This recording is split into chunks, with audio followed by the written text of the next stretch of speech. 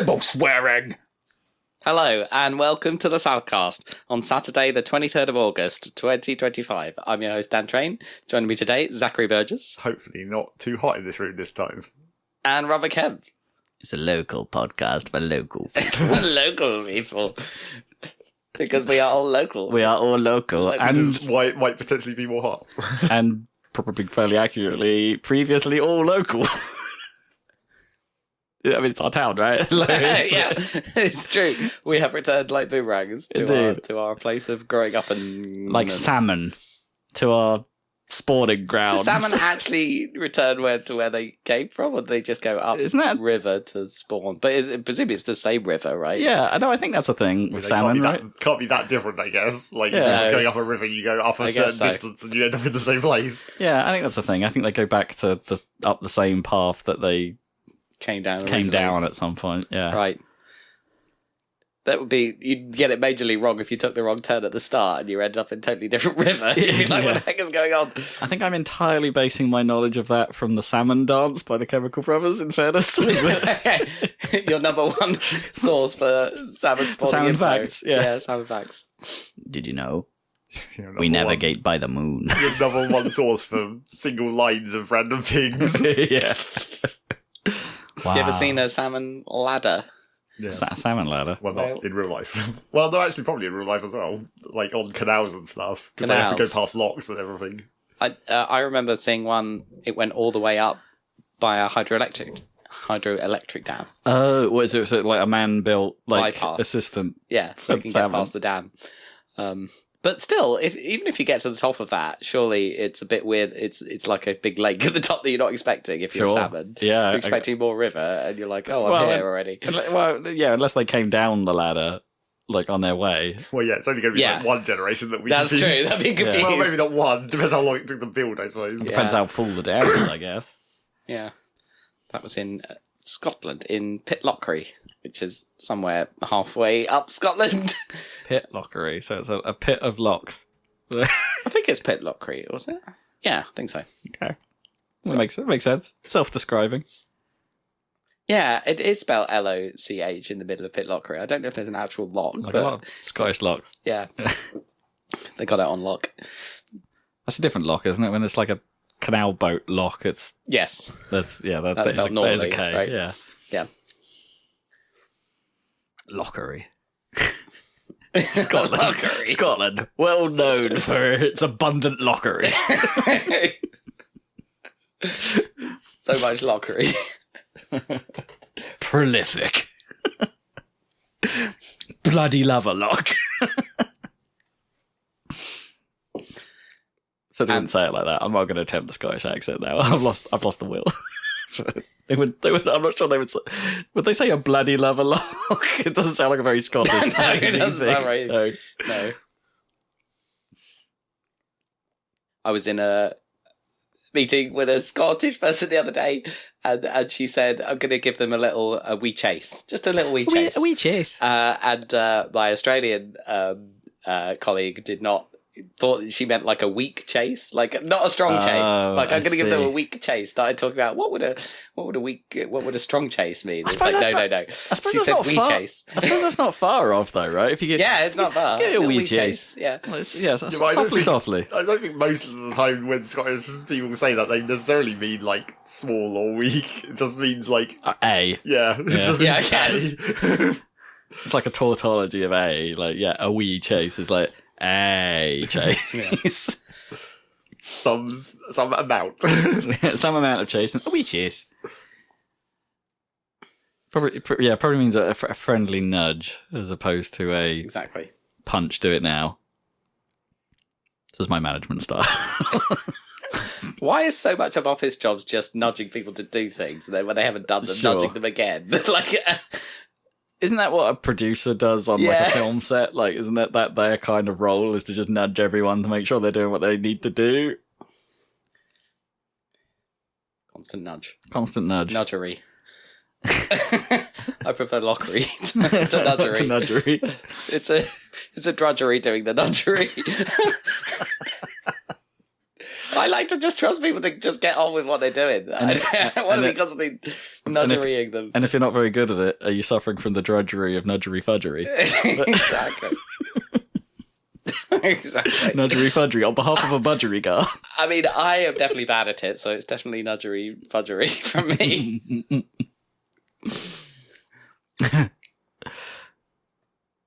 It's also referred to as badgering, isn't it? And my company's actually has badger in the name, so we're used to badgering. Yeah, we're getting. I'm being chased up by an incredibly angry badger. At least it's not a honey badger. Those things are terrifying. Yeah. Are they actually badgers? Like, is a honey badger really a badger? Probably not. Yeah, probably not. It's really doesn't let what they called it Just when they a first saw it. Yeah. Pineapple. Yes, exactly. What's there to... I think we when did we last reference that? Was that even in the recording? I don't know. I think that might have been last podcast. Yeah. We talked about pineapple. What makes them... They don't look like pine cones. They're much bigger. They do kind of look like pine cones. Yeah, I guess they're the same shape. See, yeah, I personally think that like the English get a bit of a thing about this, right? Because like in almost every other European language, I don't even know what it is. I can't think on the top of it, but they all kind of say the same word. Yeah, something like that. That's the same word, but then you come to English like pineapple. Like why have we done it differently? Yeah. But Americans call that aubergine eggplant, right? Because they actually look like eggs, right? Don't they? Like, I think there's a reason. Is that when they're like small? Because don't they get like big and purple and not at all egg-like? And not egg-like, yeah. Eggplant. That one. I do find that one weird. And like, I've always been mildly confused about whether a zucchini and a courgette are technically different. I think they are. I think there might be a subtle difference or something like that. They probably have different varieties in there. Anyway. Yeah, maybe that's all it is. Like they are actually the same thing, but it's a different variety, and that's the zucchini. Oh, the zucchini. Zucchini. I think I may have talked about this stupid ass show like before on the podcast because I seem to be the only person in existence that remembers it. But there was like this like show. No, not the Far. We talked about it earlier. People do remember the Far show. It was called Gophers. And it was like it was a weird sort of sitcom-y style program, but with an incredibly expensive like set that was made everything look a bit fake and cartoony, and everyone wore like big suits. If you remember dinosaurs, I remember dinosaurs. Everyone knows dinosaurs, right? Dinosaurs. It's like that, but for Gophers. Like, because it's not like dinosaurs was successful, right? I mean, it was pretty big, right? I don't think it was huge over here, right? Because it was like Jim Henson, right? Like it was presumably Gophers was an American product as well. Yeah, probably actually, because. And this is it definitely was, now I'm thinking about it, because, like, it was all about, like, one of the plot lines was about this, like, talking zucchini. Okay. And there was like a whole love story, like, or love triangle between this talking zucchini and stuff. And stuff? I can't remember what it was, where it was some other talking vegetable, because they'd been, like, zapped by aliens or something. There was an alien, it finished on an alien plot line to try and explain this talking zucchini. I watched it when I was very young. Right. Gophers, wow. Yeah, that was literally like the title card was like Gophers. This is not a fever dream. This is a real show. I mean, I'm not ruling it out. Yeah. I'm not ruling it out. Dinosaurs. That must have been simultaneously ripping off both The Simpsons and The Flintstones. God, I hated that show. Yeah. I really didn't like it. I remember the baby having so much merch. Well, yeah. Mainly because you could make it life size, like. Sure, yeah. Or relatively life size, I guess. Probably even then, in the context of the show, it was way bigger than you think it is. Yeah, I'm sure the baby had catchphrases as well at the time. That was everywhere. But every time I try and think about it, all I can think of is kick the baby. That's exactly what I was thinking. That is not one of its catchphrases. That's not the right one at all. Yeah, South Park started 97. Still, man. I watched a new episode last night. It was pretty good. It had Towley in it. Elf, superb. Yeah, love Towley. You're the worst character ever, Towley. I know. So good. Oh, brilliant. It's hard going back and watching those that first season. Well, yeah. Because that's old, right? It's such a nothing. Like, it's not even like I don't know, but maybe it was There's only a few jokes, right? It's like there's not Kilkenny or whatever. There's not many, and like that first episode about the first episode is Cartman gets an anal probe, right? And it's not hugely funny, but it's just sort of, I guess it like got popular off the basis of can you do that kind of thing? Is it like the LEG effect where it's like it's mostly about like, oh, can you do that? Can you get away with that? And but the movie is 99, only 2 years later, and that's pretty good. Yeah, they genuinely move forward really fast. Like, and like the second episode is is that really only 2 years after it started? Yeah. Wow, 97, 98, 99, right? Wow, when was that? When was that commissioned? Then? I know. That's been commissioned so fast. I think it was really successful, the TV show, despite being. Oh yeah, it's hugely successful.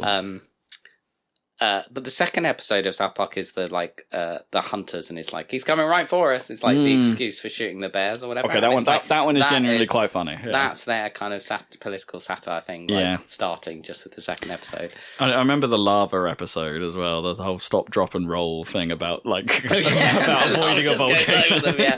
Brilliant. That was pretty funny. Yeah. But it's amazing that they're still relevant and doing better stuff than anyone else. And getting away with it still, somehow. Yeah, it's good. Although nearly not. Nearly all that not. weird buyout shit that happened just recently. They seem to be okay. They got past, even though they ended that first episode with like Cartman and Butters in a car trying to kill themselves with the exhaust or whatever. They were like, this is where we die or whatever. And it's like, no, they're still alive. So just cut. We'll never know what happened. Just cut. Yeah, and Kyle hasn't been sectioned for jacking it in California or whatever that whole thing was. Oh, God. They are occasionally change the status quo. So in this episode, they move out of the Tegrity farm. Or whatever. No. Have you You've been following that? No, not at all. Doesn't matter. Don't know. Randy moved the whole family to his own weed farm. Oh, nice. Because it's in Colorado, right? Yeah. Anyway. Nice. Well, that's our fun news. All right, back to the pile. Back to the pile. Oh, man. Any more anecdotes? What else is going on? I'll tell you what I've been watching in TV land. Solid gold shit. It's Solid? Solid, yeah. Have you heard of that Destination X program on BBC? Is that the race around the world one? It's not a race. The whole deal is they take randoms, put them on a bus that has no windows, and occasionally play challenges in random locations, and they have to guess where they are. And the person who's most wrong gets kicked off each week. So like GeoGuessr, but it's in real life GeoGuessr. Real life GeoGuessr. Okay. It's basically like, but it's weird because it's like both edited, presented, and kind of coerced, like The Traitors is. Right, like because of the way they reveal clues to players and stuff. There's a trust game going on at the same time, and I'm not 100% sure the juxtaposition works, but we're still watching it. Power of reality TV. Yeah. The first episode is incredibly bad. Okay.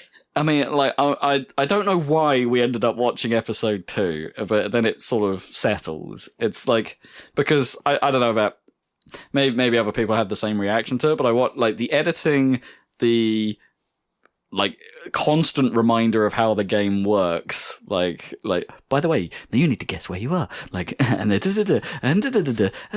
was an awful lot of over-explaining going on. Like, and the thing is, I don't watch any like reality TV, so I find that anything like that feels like that to me. Oh, it's horrid. Yeah. I think once it got going, it settled, and it wasn't quite so bad at that. But they really overdid it on that first episode, compounded by the fact that, to me, anyway, the clues they presented were so wildly ambiguous that when you get to the end of the show, and even when they explain themselves about how they got to where they got to, it was like, oh, and they're pretty good about that. They sort of go, as a viewer, we get to see way more than the contestants do, but they kind of make you play along with it in a way, which is nice. That's kind of cool because then you can. But then. Yeah, they try and explain all themselves at the end when they do the reveal of where they are, and even And I was sat there thinking, it's like, yeah, all those clues were there. I understand all that, but they were quite a subset of all of the random shit you presented that could have meant it was anywhere in Europe. Right. And it's like, how on earth were you supposed to filter out that was the correct stuff compared to the incorrect stuff? Like, it felt like such a cluster of... So where actually are they generally? In, like, Europe. Europe. So, yeah. Oh, right, okay. But what can they see? I forget where they start. I think they start in East Germany, if I remember rightly, and then they go places from there on this bus. But are they always in the middle of nowhere, or are there street signs or something like GeoGuess it? Like, well, they don't know.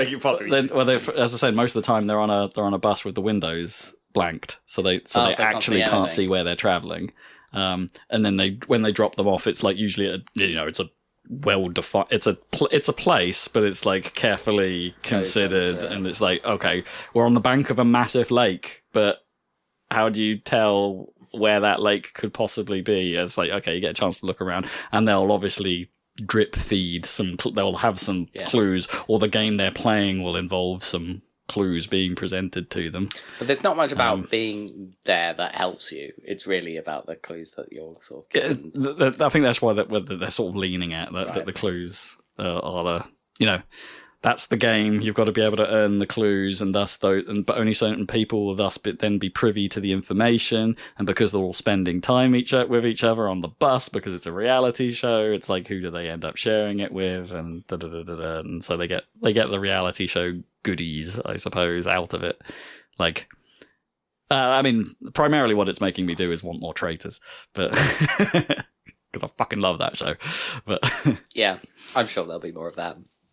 And can't you just watch it'll come back. Traitors Australia or Traitors I suppose. US or whatever? Yeah, I don't know if that would be quite the same thing. I mean, maybe the Australian one could be fun. I heard that's good. But, Isn't that where it originated? Or did we come? Okay. I think we might have been first on this one. I think I heard people were watching the Australian one. Which makes sense because, it's set in Scotland, right? Yeah, sure, yeah. And everyone comes to us to film it. That matters really for the concept of that show. No, not conceptually, but I think everyone comes to us to film it. I don't understand why that format wasn't developed sooner, given it's just werewolves. It's just werewolves, right? Yeah. There's a whole shit ton of video games that recently came out as well. Yeah. Still on the same idea. Shit, yeah. Isn't Square Enix working on one that's basically that, but with combat? Like some sort of multiplayer game that's, like who's on what side kind of game. Anyway. I won a game of Secret Hitler the other day as Hitler. That's my favourite one of those games. I've never played Secret Hitler. It's really good because, unlike werewolves, the problem with werewolves if you get killed right away, you have to sit out the game, basically. Okay. Well, you can watch, but you can't do anything. It's pretty much the same as a lot of those. Yeah. Whereas in Secret Hitler, no one gets actually eliminated until. They can be eliminated, but only really towards the end of the game. Okay, yeah. Which makes it more fun. I've got another one that I've never played. I actually have a copy of called Codenames. That's like basically one of those games. You can play that online. Like you used to play that in the pandemic and on Zoom, on Zoom or whatever. Yeah, I've got that, but we've never actually played it. So that's quite a good one. The problem with those games is they kind of require like a pretty large pool of people to work well. Yeah, exactly. Yeah, that's why it was good online, because you can just get the whole whatever. Get a whole bunch. Yeah.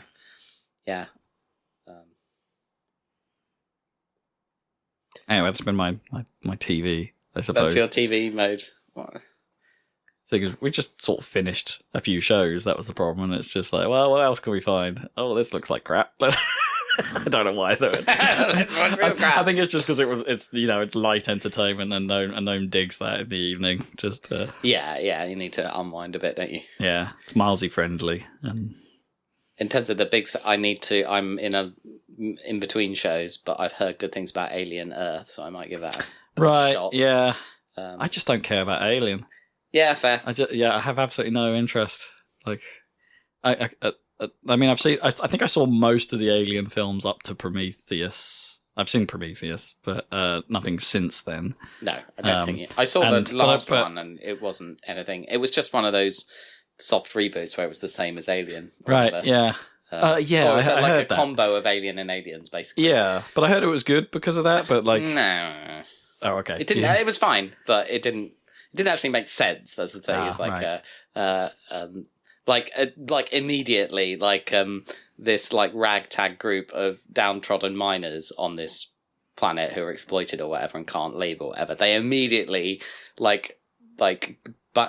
band together and steal this high-tech spaceship and fly it off planet in like 2 minutes. Right. Like it's like, I don't know, one of them had the keys or something, I don't know, but it's like, how the hell did they manage to steal this giant spaceship? It's like the start of Andor, isn't it? It's just like, I just have it. yeah, exactly. So they didn't quite pull off the episode 7 basically being episode 4 of Star Wars thing quite so well. No, I mean that. Yeah. I mean, the thing about that's the thing, isn't it? Because episode 7 is like has the gender swapped Luke Skywalker, sure, right? Yeah. But of course, the thing about Alien is it's already Ripley. So, yeah, right. So yeah. you have to have another lady, of course, and who was pretty good actress, I'm sure. And the guy playing the android was a good performance. There were good performances in it, but it was just like by the numbers Alien, basically, in my view. Yeah. Like, I don't know what it is about it. Like, I like the first Alien film, and to a lesser extent, I like Aliens. But, like, everything since then. Yeah. Stinky poo-poo. And Alien Isolation, the game, is good. That's why I think Alien Earth might be good, though, because I think it's in that spirit. Okay. That's what I've heard and what I've seen. So I'm going to see if I can find out, maybe. Oh, yeah, there was a really cringe moment of member berries or whatever in that one where she literally says the line, you know where they just put the lines in or whatever, and the "get away from her, you bitch" line was in there. And it's like, why? Why? They just had to put that in. They had to put that in. Repetition. Yeah. So annoying. So, she said the thing. She said the thing. Yeah. Chicken jockey. I remember. That wasn't even anything to remember. That's just that's the start of the memes rather than the end of the memes. That's true. Are there any other rare mobs in Minecraft that could have been used? Spider jockey, obviously. Spider jockey, yeah. Charged creeper, although I assume that probably was in it. Yeah, I haven't seen it, but I would assume that they do that because it makes sense. Yeah, you make a creeper, but more. Have you not? I'm surprised you haven't seen it, given it's got Jack Black in it, and then I think that Jack Black is in. You haven't seen the Mario movie, though, have you? No, I've seen Mario movie now. Yeah. No, I haven't. I mean, I'll watch Minecraft movie when it comes out on streaming. I'm not going to go see it. No. I feel like I probably should have gone to CF1, but yeah, I just don't care for the cinema anymore. I'm quite happy just watching stuff at home. Yeah. When got off the loyalty card. Yeah. I cancelled my thing. But I had the membership of Picture House, which gave me the nice access to the bar, frankly, in which is by Piccadilly Circus. Okay. But they've been messed around, or something's going on with their landlord, where now you used to be able to take a guest into the bar, and you didn't have to be even going to the cinema, and now they make you show your ticket stub to prove that you can't bring guests in, I don't think, or something, and they're mucking out, so I just cancelled it. Bah. Why would I go on my own? Yeah, well, I guess if you went with another member, I think my brother's a member as well. Sure. But he's got an everyman now in Stratford, which was I went and it was really nice. That's for Fantastic Is that a cinema? Four. Yeah, it says chain of cinemas called Everyman. It's quite nice.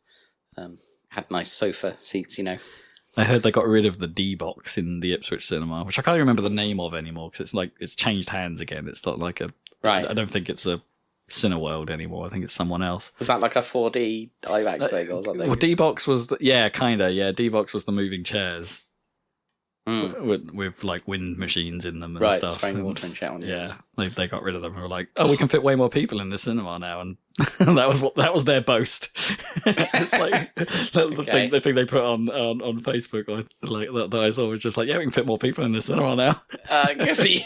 I guess more profit for you. Yeah. It's not like they didn't have enough screens in it, so it's like it's got loads. Right. It's not bad. Well, they got to be ready for Avatar, Fire and Ash or something. What's it called? That might be it. I was just making it up, but that's probably it. I think that might actually be it. Yeah. Right. Well, I guess it wouldn't be way of fire this time, or Done by like water. Or it would have to be alliterative, right? So it can't be way of water. It would be like the finesse of fire or something. Finesse of fire. The bonio of fire. Sorry, bolero. Oh yeah, The bolero. Bolero. The bolero of fire. How does the bolero of fire go? Like doo doo doo doo doo doo doo doo. That'd be it. It's not called the Bolero of Fire even it's like Shadow Bolero. I don't know, I forget what it's actually called. It is the bolero of fire, isn't it? I don't remember what the shadow one was called though. I thought it ended in Bolero, like it was something Bolero. Anyway, but that's to Warp to Death Mountain is the bolero of fire. Something else for the shadow. The shadow one must maybe be that's called it. Spirit something, right? Anyway, I'm sure there's a video of us playing Ocarina of Time. And I think see us make that exact reference. I think the episode is in fact titled that. So you might as well watch the whole episode while you're there. Like, yeah, check it out. It's pretty good stuff. YouTube. What's going on in YouTube land? Funny thing that's more funny thing that's more like grimly funny, I suppose. Oh no, dark humour in the YouTube advert space.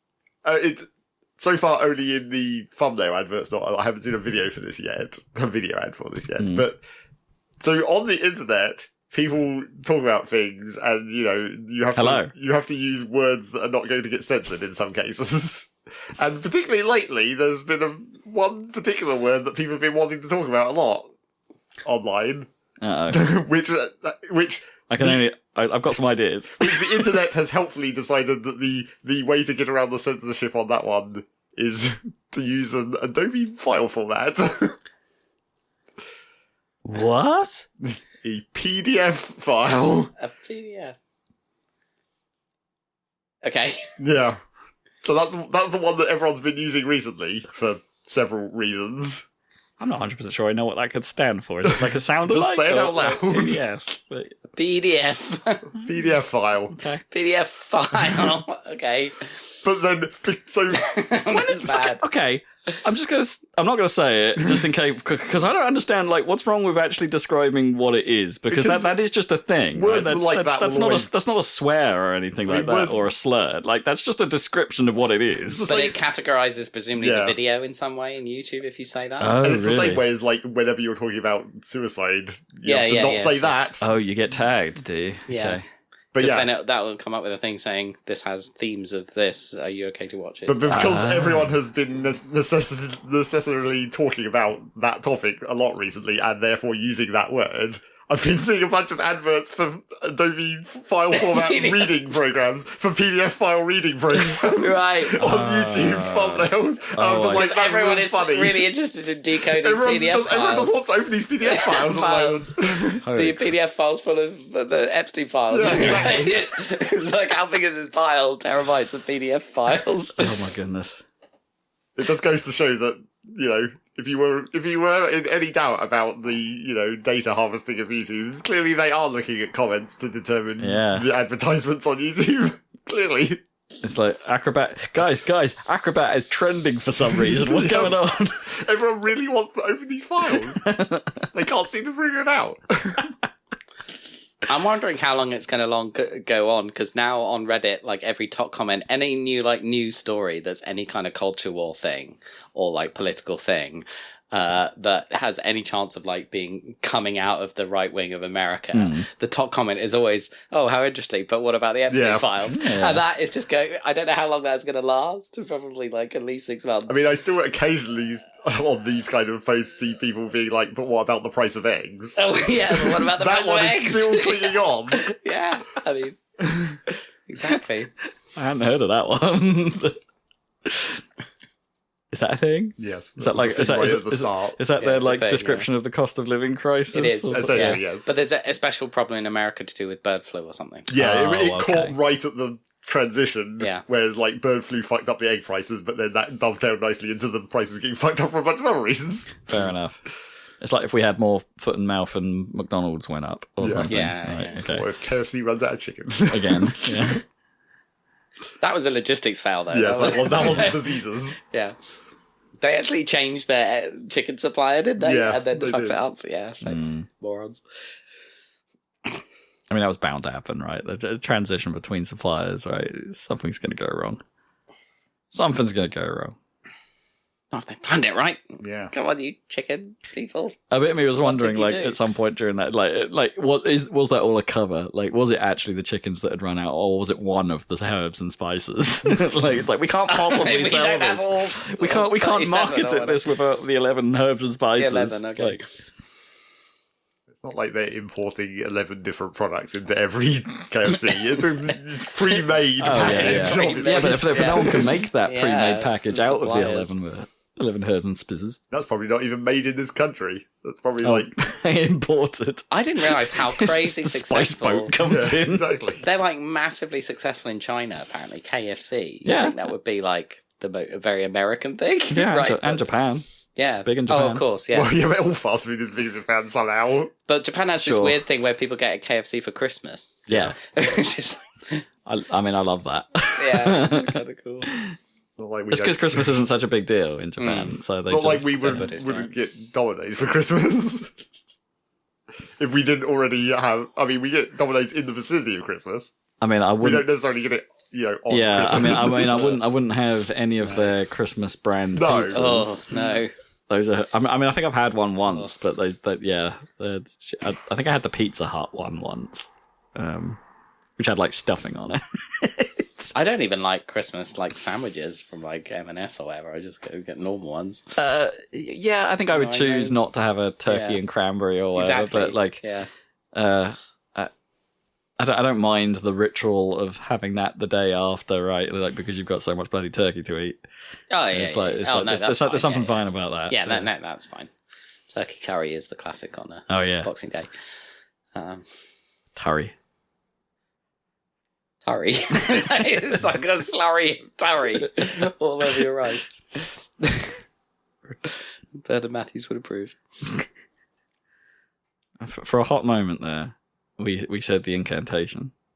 Someone said a video game. Yeah, Wow. It was a while ago. Yeah. It was Minecraft. yeah. And this is a podcast about video games. Half an hour in. You wouldn't know it, would you? Yeah, you could. You wouldn't Well, know that's it. just a classic indication that we don't have much actual I don't video know, game stuff But to we talk do, because there's news. Yeah, because Gamescomm happened and Right. we got a Nintendo Direct, kinda. Kinda. Is this Keeley 3 or whatever? Well, The end of it, I suppose. Keeley actually directly referenced E3 this time at the start of the show, and he was like, "E3 didn't die; it just moved to Germany." Welcome. Except that's not even the same. It's like, I mean, it's I mean, it kind of is. Gamescom is enormous, but it's Yeah. not. Really, but it's not like what E3 Yes, started as. it's not Right? It's actually not a like trade that. show.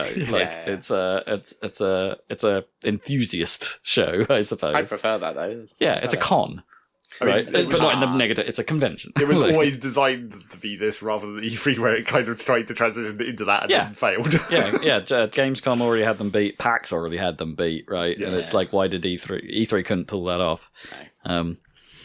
So, what's going on? What is going on? So there was a big list of stuff happening, but I have, in my usual fashion, I've condensed it to what I find interesting. And then we'll tell you we also don't find that Don't interesting. find that. Yeah, Don't narrow find it down further. Or yeah. So yeah, this won't be absolutely everything. For instance, I felt there was once again a glut of new Souls-like games, right? yeah. That like, They're still but they not were like coming new ones. They were like not even the ones we heard about at Summer Game Fest. There was like a new swath of them, and it's like how, oh man, how many more of these can people make? Like, is it really? Is it successful if you're making a Souls-like and you're not from? I mean, it depends. I guess that Black Myth Wukong did obviously. Black well Myth in Wukong did China. well, yeah. And maybe there's a bunch of Chinese gamers who want to play more of that. Yeah, well, yeah, Apparently we'll not, get to though. that. Yeah, we'll get to that. But Black Myth was pretty popular globally. It wasn't just. I mean, it was Yeah, obviously huge in China, but like it did pretty well everywhere. By all accounts, it's actually a pretty good game. Oh yeah. Maybe not from software level, but No, depending on- and it's a bit of a. It's a really good looking game. So unlike a From Software game, like it's got the technical chops. Like I say unlike a From Soft game because like I don't think that's the. They're like weird. Although the fact that they managed a full open world game is kind of cool. Yeah, From is often like I think they're art first rather than tech first, right? Is how I describe them. It's a lot of good art, but it's not like the game engine or the the fidelity of what you're seeing is incredible. Yeah, but it's good enough to do what it needs. Yeah, it does what it needs to do, and that's. I wish more games were like that. In fairness, like Expedition 33, let's take that. It doesn't really. It's not pushing technical envelopes, but it doesn't have to. It's still a fabulous game. Save your pennies where it matters. But presumably the FromSoft have their own engine, whereas Expedition 33 and Black Myth Wukong are both Unreal, I would guess. Yes, correct. Yeah. Indeedy so. Indeedy so. Diddly doodly. Exactamundo. Yeah, so there was a bunch of those. I'm not going to talk about any of them, really, because there's a lot. Some of them were... they were sequels, but there was a lot of them. They all blend together to me. I could not tell you a thing about them. So I won't. Instead, I'll just skip to the big news. Silksong is real. Well, yes. It's real. Not only is Silksong real, it's coming out in like a week and a bit. Yeah. My points, yes! Yeah. I find after we've traded Silksong back and forth over like 4 years in our Fantasy League, I'm going to get the points. Yeah. It'll be a travesty if it doesn't score big, right? Yeah. Like, at this point. I mean, it's Game of the Year, isn't it? It's 7 years in the making at this point, and I think it's 7 years. Yeah, that sounds about right. It's a long old time since Hollow Knight came out, and for them to be like so quiet for so long and suddenly go, yeah, but it's out in a couple of weeks. It's cool. It's cool. Hopefully. Kind of made sense when it became a meme that no one had heard anything, that they would just shadow drop it, basically. If it's like, not only did it become a meme about people clowning on it, that the clown became like the characters from Hollow Knight dressed as clowns became the thing. There's another wave of memes of people posting like artwork of people hanging up their clown costume. Like, it's real now. We've got to say goodbye to this. When the people are going to start doing that for Haunted Chocolatier. Oh boy, yeah. Because I just saw a news post that was like another random interview with that guy, and he's like, I'm not going to stop working on Stardew Valley, there's going to be a 1.7. It's like, really? Oh, man. I guess that game's still selling. Like, if Stardew is still selling somehow, then follow the money, I suppose. But what about this whole other game that you already said you were making? However, make it. At least Yacht Club didn't say they were making another game until relatively recently, like until Mina is turning up. I guess, although that had like weird silent periods as well. Yeah, that was. I mean, it's been a fairly long time since we've known the existence of that. But, yeah. Anyway, yeah, Silksong is real and soon and on Game Pass. So I might be playing it in a couple of weeks. But judging what the devs have actually talked a little bit about why it's taken so long. And they were basically saying, well, we just kept coming up with ideas. And it's like, we just kept adding them. And at some point, I kind of had, one of the artists was like, I have to stop drawing. I just had to stop drawing and coming up with things. Get that game out. I'm a bit worried it's going to be massive as a result of that, because Hollow Knight was pretty big. Hollow Knight was pretty big. Well, it was pretty big, and the version I played was the Void Edition, which had all the post-game extra stuff added to it. Yeah. So it was huge. Yeah. I don't know. I mean, I'm sure it'll be great, but like, I am a little concerned it might be too big. Anyway, September 4th, if you want the exact date, that's when that's coming out real soon. Bubsy's getting a game, and people seem to be quite hype about it. Well, like, ironically hype. Obviously. I don't know. Like, some people are saying, like, this actually looks like they're doing a 3D platformer, which, if you know Bubsy's history, seems like the worst possible idea, because Bubsy 3D is regarded as like the worst 3D platformer, pretty much. Don't get me wrong, it was super early, but pretty bad. And they even make fun of it in the trailer for this. Like, you can unlock a Bubsy 3D model for Bubsy if you want. And they know it. They know it was a bad game, and they're playing to it. But, it's not like these are the same people that made Bubsy 3D. Definitely not. It actually kind of looks all right. Like, I'm not gonna lie, it looks all right. But they're not going to. This is just going to be another ukulele situation where it's like they're going to try, but very few people can pull off 3D platformers. As it turns out, yes. It depends what they do. Like Ukulele's problem was that they lent too hard into the collectathon mantra, right? Which is what. I mean, honestly, that's what Banjo-Kazooie was, right? But it's kind of what Donkey Kong 64 did, isn't it? Too many Donkey Kong 64 went too far. And Donkey Kong 64 made it awkward. Not just made it awkward. Not just that there was a lot to do, but that there was awkward barriers to you doing it all. Switching characters. That whole thing. So I think this looks like it's a more akin to I guess what the original console games were like, in that it looked pretty fast paced. It looked pretty. I don't think it will be a collectathon. It will probably be a bit more level based, would be my guess. From that trailer, which is cool. Yeah, it's all right. Someone else have a go. We're not going to get another Mario anytime soon. One for us in a way. Like Battlestar Galactica is getting an FTL like roguelike. Oh. But how FTL like? Are they just straight ripping it off like that one that's always like FTL 40k? Yeah, it's not that. It looked like somewhere in between. It looked a bit more RTS than FTL. I mean, FTL has RTS elements, right? But it looked more like you're controlling the space around Galactica and dealing with it. And do you the trailer for this just straight up just played the theme tune from the series, and I'm like, oh no, like they did show game, and that's kind of what it looked like. Like it looked a bit more like an RTS, but then it was like described as a roguelike. I mean, roguelike suits the theme, kind of. Yeah, that could be cool. That's what I thought. I looked at it and thought, that seems like the right move for this property. I randomly rewatched the miniseries and the first episode like last week. It's really good. It's so good. The start of that series is phenomenal. Yeah, it's great. Possibly one of the best openings. And now that's like 2003, so we're talking like classic sci-fi now. It's so old. The only thing that's a bit weird about it is that, like, well, not weird, but like, I was watching TNG, and the TNG has a kind of timeless Star Trek: The Next Generation is what I mean by TNG. Mm-hmm. It has a kind of timeless quality because it's kind of deliberately not an allegory for any current political stuff, right? From the like late 80s or anything. It's just aside from the slightly beige set and the carpet, right? Yeah, but which they sort of make fun of in later iterations. Who is it? The Romulans are sort of the Soviets, sort of. So there's a bit of a Cold War thing going on, but not very heavy. Whereas the thing about Battlestar Galactica was a lot of it was like a reaction to what the guy who was a Star Trek writer on TNG couldn't do in Star Trek. I see, right.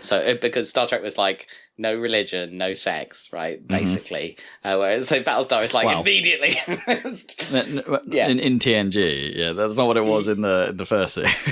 Oh, well, yeah, but yeah, I mean, I don't know, yeah, but you never saw it, but you know, Kirk was doing. Oh, Kirk was doing it, yeah, for sure. But Battlestar did it on screen.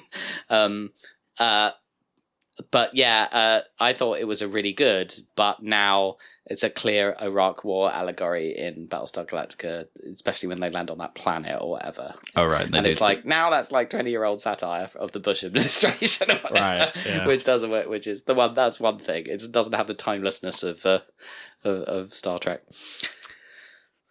I don't know. I'd have to rewatch it to be sure, but like, there's a bit of me that thinks it's like, but that can apply. It's almost any conflict would have that season 3 scenario. Right? I mean, the whole thing is like, because of course it was a remake of a cheesy 70s series, which started in the same way with an apocalypse, but they clearly chose to remake the thing that starts with an apocalypse immediately after 9/11, right? It's like, I guess so, yeah. So yeah. Anyway, but yeah, that sounds like a good fit. Game mechanic wise for that franchise. Yeah, it's kind of neat. Just like I'm sort of still excited for the Star Wars XCOM. Like that could work. Sure. Yeah. Anyway. Yeah, I'd like to see how that turns out. It seemed like, as I say, the right genre for that franchise. This is my pick of the show. The next one, and it wasn't even in the show proper. It was in the pre-show. It's called Densh Attack, and Dench. Oh man, I'm gonna start by from the very first frame of this thing. I'm like, oh, my Jet Set Radio button's been pushed. My Jet Set. Oh no, what's happening?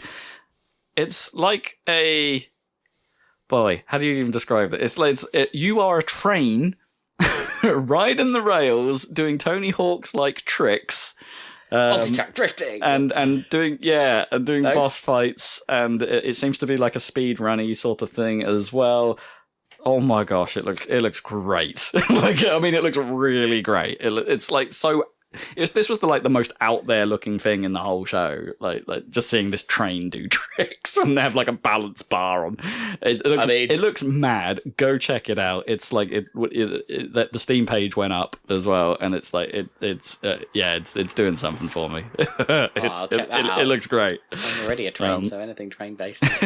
You can customize your train. Customize my train. I think the default one is a bit more like a subway train, but there's definitely ones that look more trainy available. We have one driven by Dame Judi Dench. I wonder. Dench attack. I wonder. There's a bit where there's like someone seems to morph into like a giant like train Zord and then throw punches at you. I don't know. It's a cool trailer. Train Zord. Yeah. Okay. Pick of the show for me. Dench Attack. Out next year. There was a little bit. We got to see a little more. Well, we didn't really see more. It was more of a little brief interview with the art director of Kingper, which is Double Fine's new game. The walking lighthouse thing. Still looks cool. Still coming out October 17th. We didn't really learn anything, but I wouldn't say from that. But yeah, just a reminder. It's out there. Every time I see that, I always think of Dungeon Keeper. Like, oh wait, no, not Keeper. Unfortunately not. Being a bit the Keeper, right? Like EA's the Keeper. Keeper Kings. Anyway, Sonic Racing Cross Worlds is getting like the thing that's annoying me about Sonic Racing Cross Worlds is marketing, right? Is like they've already announced like maybe 2 or 3 DLC packs for the game that hasn't even come out yet. Like there was the wasn't the Yakuza characters, wasn't that a DLC pack or something? And then the latest one they've announced is this Pac-Man DLC crossover, so there'll be a Pac-Man track and you can play as Pac-Man, and they're already announcing those, and the game's not even out yet, and they're already sort of saying, yeah, it's going to be available as DLC, get a hype for that, and then I'm like, no, why didn't you just like lean into the Sega All-Stars, or like you're kind of doing Mario Kart Ultimate, right? The Super Smash, but for kart racing. You're kind of going that way, but then locking everything behind DLC. It's like, why not just do this? Just lean into it, man. I don't know. That game still looks alright. And people are saying like the more recent iterations are slightly less bonkers than and unplayable to a certain degree than the beta period was. But yeah, Crossroads looks alright. Just shame about this crazy marketing plan. I don't know. I don't like it. I don't like it.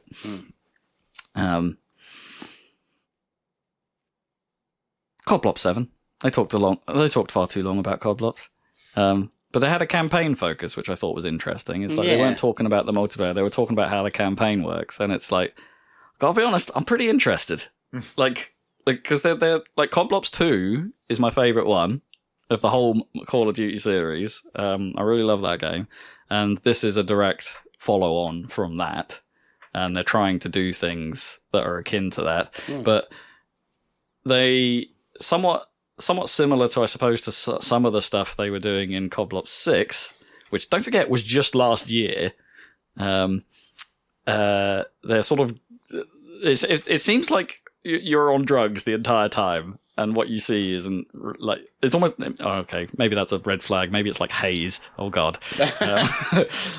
But yeah, because like the world, the environments are mad, like the it was shown seeing roads twisting and going off into the sky, which reminded me of that Psychonauts level.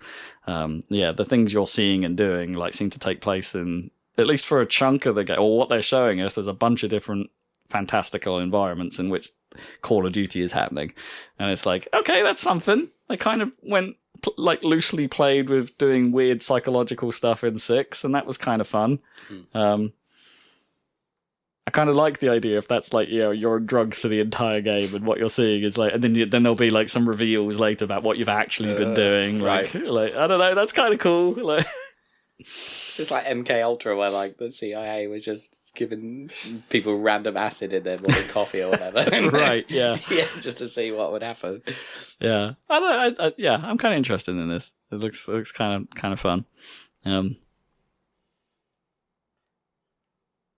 They did say like zombies is back and stuff as well, but who cares about that? Zombies is terrible.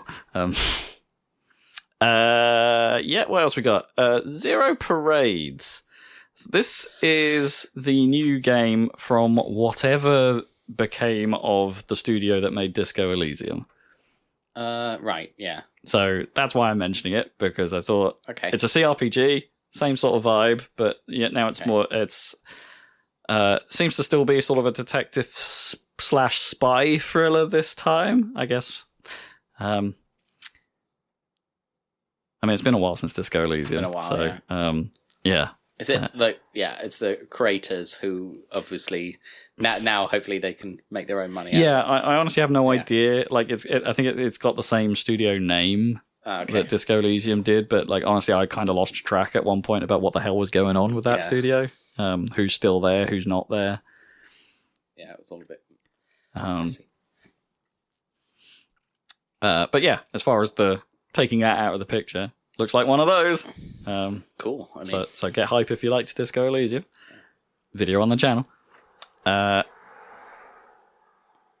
can't even read. Oh yeah, Unbeatable. Yeah, I was about to say I can't read that from this angle, but yeah, Unbeatable. I talked about this before on the podcast as they released this thing called Unbeatable White Label like a few years ago, which was like a free demo / test for their rhythm game element to this. But it's a rhythm game RPG in a world where music has been outlawed. It's about you being a musician and doing crime. Criminal rocking out. Yeah, basically, yeah. I have always dug ever since White Label came out. I really love this game's vibe. It's got that VHS aesthetic combined with sort of kind of anime, but not Western anime, I suppose. Kind of visuals. Mm-hmm. And the rhythm game itself was a pretty simple but still kind of challenging 2-lane thing about just pressing up and down in specific ways. And they always sort of said from like, this is how the combat in this game will work. This is how fights will work. They'll be rhythm games to some description. And it had probably one of the best tutorial songs in it in a rhythm game I think I've ever encountered. It's a banger. Nice. Maybe it had a little bit of Jet Set Radio vibes to it. Maybe that's why I'm into it, but just a little bit. This has been on my radar for a while. It is coming out this year, and as we've now been told, in November. And I'm a little bit hype. It looks cool. Digging it. Cool. Speaking of Jet Set Radio soundtrack, very important to these things. I keep hearing. I keep like occasionally listening to like old school hip hop or something and hearing samples and being like, "That's from Jet Set Radio," and being like, "No, it's the other way around." It's from something else that Jet Set Radio sampled. A bunch of like classic hip hop like samples or whatever that are from things. There's all over the Jet Set Radio soundtrack. Yeah, some like absolute standard. That Public Enemy. Yeah. It's like I'm like, that's Jet Set Radio. No, it's not. This predates it by like a decade. Oh yeah, what did I hear? There's. Something else I was watching the other day had that, could you please stop playing that radio of yours? Right, sample. Yeah. And I'm like, where's that from? Like, it's evidently from somewhere. Yeah. Trying to get to sleep. The music just turns me on. Yeah. Oh, yes, so good. Come back, Naganuma, my funky uncle. Make some more stuff. Keep ripping off old school hip hop. It makes some badass stuff. Damn right. But it's not ripping off, it's sampling. It's a part of the art form. Yeah. It's an art all of his own. I just want to say that they had a sort of segment on Silent Hill F. I think this game looks bad. I just want to point, like, okay, it's Konami returning from years of not making video games. Which is probably not a good sign in itself, really. Yeah. It must be hard, because didn't they just do a loving remake of their best Silent Hill 2, yeah. They got Bloober Team to do it, right? So it wasn't one of the... and now they have to make an original game. It's uh-oh. Yeah, I don't know. It looks... like, it doesn't look bad in the sense that the horror is bad. There's just something off about how the animation looks and how things move, and like, yeah, I don't know. I'm not into those games anyway. Yeah. But like, even trying to look outside looking in and trying to respect it, I'm struggling with Silent Hill F. Like, it's not doing anything for me. So that would, if anyone tries to put that on your fantasy league, it's like, I think you made a mistake. I'm putting it out there. I think it's a mistake. Probably as bad as whatever that other really bad one was that was in between the remake. Whatever it was like. Oh, didn't they do like a TV sort of cross media thing? Where they like voted on the outcome or whatever. Yeah. Was that Silent Hill? I think that was Silent Hill. Yeah. Everyone that I heard about that. That's supposed to be terrible. Yeah. Because it was like timed as well. You kind of had to do it at the time, and there's definitely I've heard more and more that's there's like a lot of independent creators trying to make that a thing, like, right, where they'd like timed events and you join them at a specific time, and it's kind of a collaborative experience, like everyone being on it and everyone contributing to it is kind of the gist of the show in some degree. Like that's, they're trying to do that. But it's a hard sell, right? Because like a lot of these independent producers have got to try and get people to subscribe to it, and then you've kind of got to be in for the whole thing. So it's yeah. I've heard of a few attempts of trying to kick this off, and this was one of those. But apparently it was bad. I don't know if you could still go back and do it. Like, if you even could experience it now. Like, I don't know. Yeah, I just don't know. Things have changed. Yeah. And then one more thing of the show was there's going to be a sequel to Black Myth Wukong. Quelle surprise. Yeah. It's called Black Myth Zhongkai. So, yeah. I mean, I wouldn't say I'm not interested in playing Black Myth. Like, it does look kind of cool, but like, I probably have to play that first one before I even consider caring about the sequel. Sure. But I'm mentioning that here just because it was there. And this is our one more thing. Yeah. I'm trying to think what else was in the show, but yeah, as I say, there really wasn't a lot that appealed to me there. Which is, I think, is becoming an increasing problem with me and video game trailer shows. Like, I don't really get the vibe of anything that's being shown to me particularly. Like, I appreciated the Densher Attack trailer because it was just gameplay. Yeah. I appreciated that Battlestar trailer because it had shots of actual gameplay, and I could sort of have a look at it. Admittedly, you don't get the feel for exactly what's going on, but you can sort of go, oh, this is one of those. Yeah. Like, there was a trailer for Lords of the Fallen 2, and it's like, I'm just like, oh, this is one of those Dark Souls, one of these Souls-likes that did okay, right? I remember the trailers for those first ones. Don't care. Move on. And there was a lot of those. Yeah. And I don't know. Keeley has a tendency to having a fair number of anime games in his shows as well. To which I'm just like, yeah, these all look the same. Yes. I can't tell them apart. There was one that caught my eye. I forget what it was called. It was like, had a name like Endgame or something. I should have written a note about it. And it caught my eye because I thought, oh, this is a classic anime character action game. But wait a minute, there's belts. There's lots of belts. Is this a factory anime character action game? Okay. It's like, this is weird. I mean, yeah. I mean, they'll animeify anything at some point. Yeah, I think so. It's like if Genshin Impact and Satisfactory had a baby, was kind of what it looked like. It's like, it's weird. Intriguing. Yeah, I probably should have noted that one down because I did because I thought it was just going to be like a factory game with anime influences, and then they showed some combat, and I'm like, what is going on here?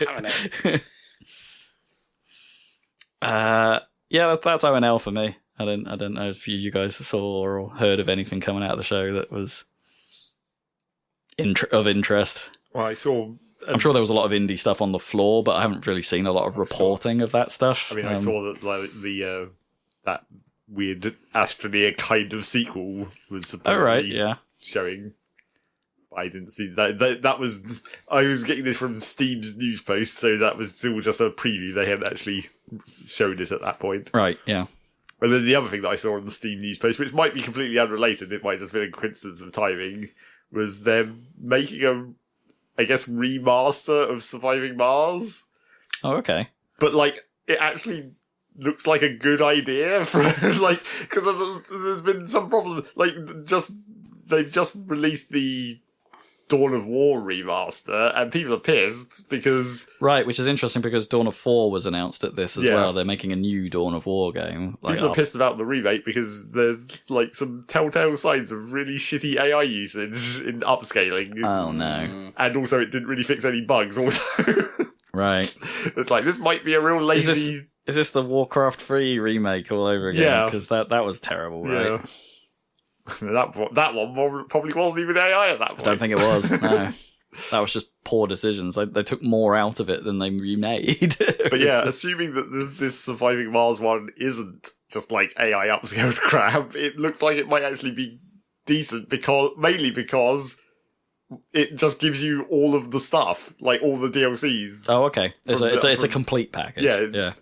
And also, if you have the original, you get 50% off, and it's only like 40 quid to start with. Oh, so basically, I can buy it. Are you saving on getting the DLC? Yeah, I can get free DLCs for like 20 quid for that game. All right. Plus all the other like little mini extra content that they introduced over the years. Yeah, that wasn't necessarily what you would call DLCs, but I suppose probably was technically. Extra radio stations and whatnot. Okay. Well, that sounds pretty reasonable. But I'm like, hell yeah, I guess. This seems like it might actually be good. Assuming it's not AI bullshit. Man, we're not far away from that. Speaking of like hell yeah stuff, we're not far away from that Gears of War coming out. Like see how that turns the out. remake. Yeah. The second remake. Oh, before I forget, that was the other thing they said about Call of Duty that was kind of new. The whole campaign is 4-player co-op. What, split screen? No, not split screen. Well, they didn't say that. It would be great if it was. Wow, wouldn't that be amazing? Like, that's cool, though. Yeah. Well, is it? Lest we think back to Halo 6, not Halo 6, Halo 5, where that whole campaign was designed for co-op, and the single-player side of it suffered a bit as a result. Which Halo? 5. 5, right. The sort of awkward middle chapter. Yeah, the one that nobody remembers because everyone stopped playing it because it wasn't co-op. 5, yeah. 5's multiplayer was. I really liked 5's multiplayer, but like the campaign is kind of. I was about to say the weak spot in the Halo franchise, but I'm sure you guys would have a different opinion than the weak spot. Like, well, I think it's the weakest. Yeah, it's the weakest. Yeah, for sure. I just haven't played any non-Bungie Halo games, so I don't really have an opinion. Fair. I couldn't help noticing and being like subtly confused as to whether this was real, but like they're putting Halo into Helldivers. Oh yeah, they are. Yeah. ODST like, as well. The most weird like. This used to be a PlayStation game, but fuck that, apparently. Well, it's just to celebrate. Well, yes, because it's coming to Xbox soon. Yes, right. But it was on the PlayStation official channel, like the trailer for the Halo. Yeah, yeah, weird. which means that at the adding to of Halo to thing will be possibly the first time Halo in some form has been on a Sony console. It's the thin end of the wedge for the Master Chief Collection on PS5. Yeah, I think it's coming. Yeah, why not? I hope so. I'd buy that. I think a lot of people would. Yeah, I still think they should get around to adding Halo 5 to Master Chief's Collection at this point. But yeah, put all of Halo into that one thing. There was some. Did we talk about this before? Wasn't there something happening like there may be another Halo 1 remake happening? Yeah. Like a non-anniversary edition. Yeah. Well, yeah. I mean, that's the rumour for the next. That's the rumour. Yeah, the rumour for the next Halo game. Yeah. Because they did all those tech demo things with Unreal Engine that were making what were clearly Halo 1 environments. Yeah. That doesn't mean they're making Halo 1 No, it doesn't at all. I think it's a good idea, probably. Yeah. Safe. I mean, they're going to do something safe. It would make sense to reboot it at this point. Yeah. And I wouldn't be mad about it. No, put it on PlayStation. Put it on PlayStation. Oh, they will. Yeah. They absolutely will at this point. Microsoft don't care. Everything's an Xbox. Even a PlayStation's an Xbox. A PlayStation's an Xbox, yeah. So, well, since if Sony ever let them put Game Pass on that Your thing. mum's an Xbox.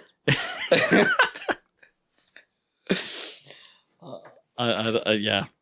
No, I'm not going to make that joke. I'm not going to make that joke.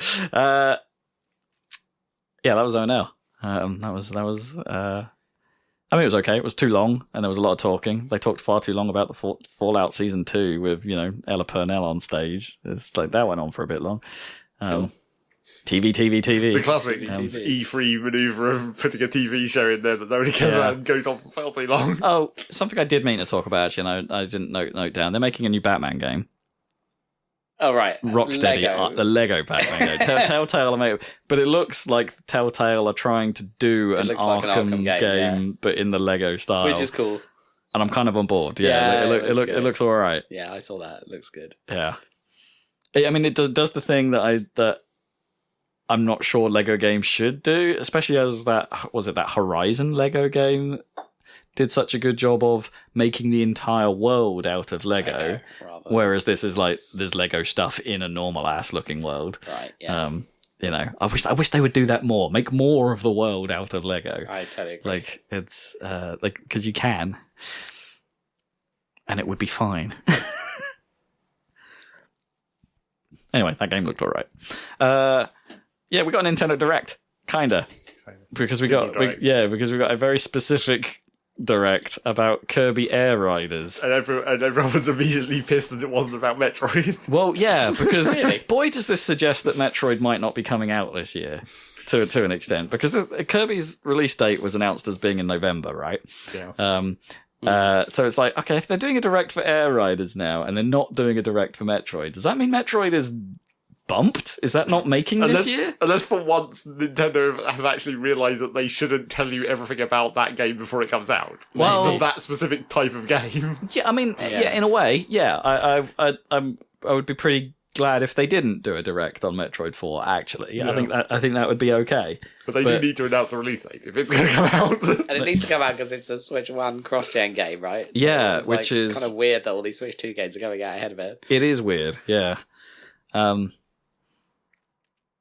But I gotta say, this game is pretty cool. I was kind of in. It's like I couldn't help but I was a little bit like not sold on it for a while, but then oh man, maybe it's just the charm of Sakurai. Yeah, that's all you need. And I was like halfway through this thing, and because I watched it all, and I halfway through it was like 45-minute long thing about this game. But yeah, I'm halfway through it, and I'm thinking, yeah, this game looks rad. That's like. It is just the Sakurai effect because it's like the Smash Brothers style. Yeah, it is so that, yeah. Because he's put his exact same style on top of the Kirby game. Oh man, but it's the little things about what they've done to make that style really pop for this game. Okay, like just taking it it's the game mode everyone really remembers from the original was it's a racing game of some description. That's not what everyone remembers from the original. That's how it was marketed back in the day. The other thing was a little was the sort of like cult hit of the game, shall we say? Everyone that played it. Yeah, but let's stick to that. Like even like on the racing thing, like even just the way they present that with the way the graphics come on screen. And my personal favorite, or like all of the little triangular speed line flecks that come off pretty much every part of the UI. Like even like where your position is, it casts a speed flecked shadow that's animating to it. Oh, it just looks so cool.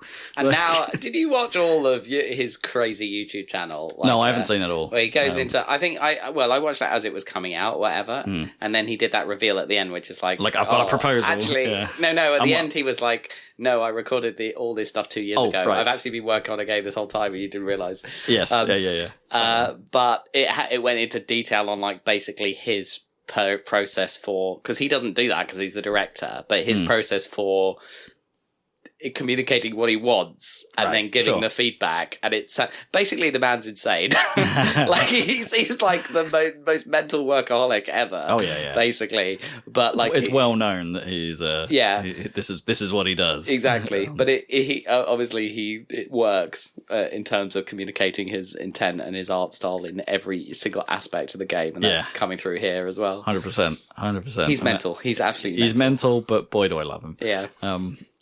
And it's super on show here. Like it looks, it's the Smash Brothers treatment through and through. But then even like if you go back and look at the like what Air Ride looked like at the time, it's like it and Melee definitely share that same vision, that same style.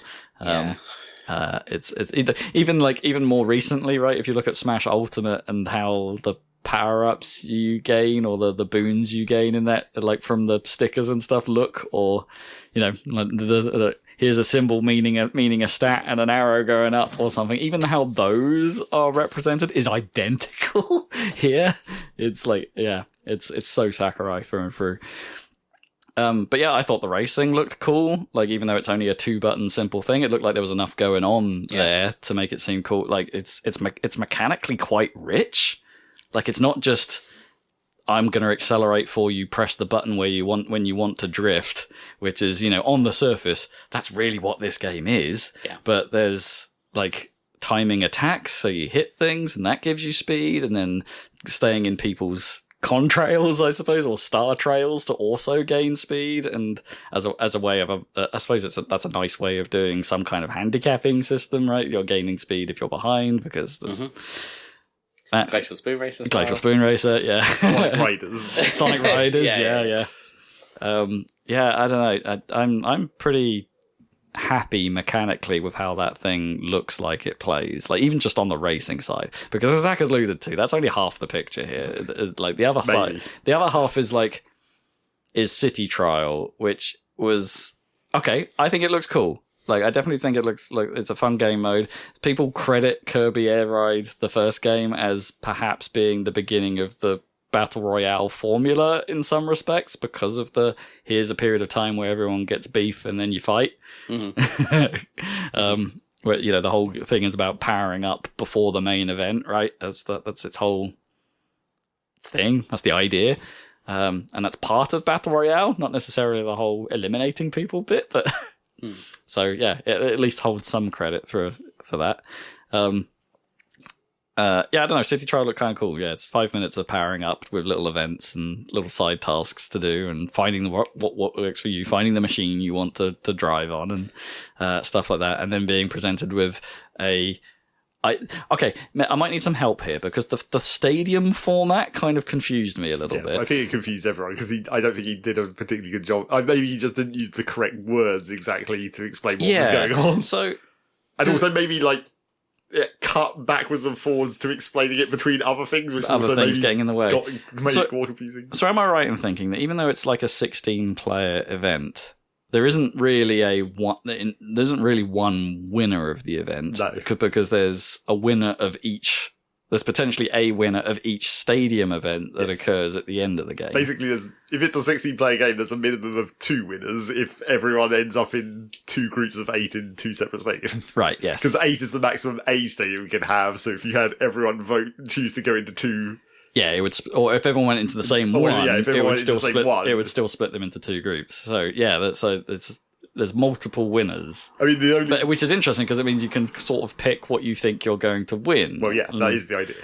But the bit that's definitely unexplained about that is how does it when it does that split, how does it split that split? Is it based on your total stats or whatever? So all the slightly higher people go into one, or it doesn't evenly split them, or whatever. Yeah, that's maybe unexplained, but or does it do a sort of zebra effect? Yeah. But yes, it does just appear that because the thing that I guess it's not necessarily that he used the wrong word; it's that he didn't use the right word to describe it, which is to not say that it's a vote, because it's not a vote. You just choose which one of the 4 you're going to do. Yeah, exactly. It's not a vote. Yeah, you're choosing which one you are in. And Unless that's perhaps a change in the rules, because there seems like there's an awful lot of variants that it could pick from, and maybe one of them is actually a vote. Well, that was unspecific again, because there's the option where you can just turn it off entirely and turn it back to how it was in the GameCube one, where the stadium at the end is completely random. So if you build up your ship for flying and it's not a flying stadium, then you're completely fucked. Yeah. But then But he also said that could just happen from time to time. Yeah, that's the one that I'm not sure about, or like what mode that is. Because turning the selection off entirely makes sense to make it fully random. But then there's this mysterious like third option where it's sometimes random. He made it sound like I took it as he was describing how things happen in the online mode, right? Where so you could get to the stadium phase and it be the normal pick what you want to do system, and that's probably the most common outcome. But he also made it sound like every now and then it's like, no, that's not going to be like everyone's doing the same thing here. Like the game just chooses that. Yeah. But it doesn't warn you that that's going to happen. Except maybe it will, because he also made it sound like there are stages where you start the game and it actually tells you, by the way, the end game is going to be this. So this is what you should be aiming for this, but not always. And because there's an item in the game that could perhaps give you hints towards what the end games or what one of the end games might be, so you could have an idea of what you're speccing towards. It's wild of the number of options here, but I'm kind of not surprised. This feels very Sakurai to be like, just like, we had all these ideas, we'll just put them all in. Yeah. And I kind of I don't know, the element of that randomness just does sound pretty fun. Like, you just don't know what to expect. Like, I think it relies a little bit on how many of these stadium events are. Like, so, which leads me on to the big concern of this game overall, which is content. As always. Yeah, how big is this thing? Because it honestly doesn't look, from what they showed in this thing, very big at all. Yeah. Which for 60 bones, 59 UK pounds for a download copy. The physical version will be more because that's what Ninty do now. Man, as rad as this thing looks and as appealing as it seems, it's like, that sounds like a lot to ask. Yes, because they've shown, you very briefly see a menu where it's like there's 4 tracks. 4 tracks, yeah. And then the one city trial arena thing.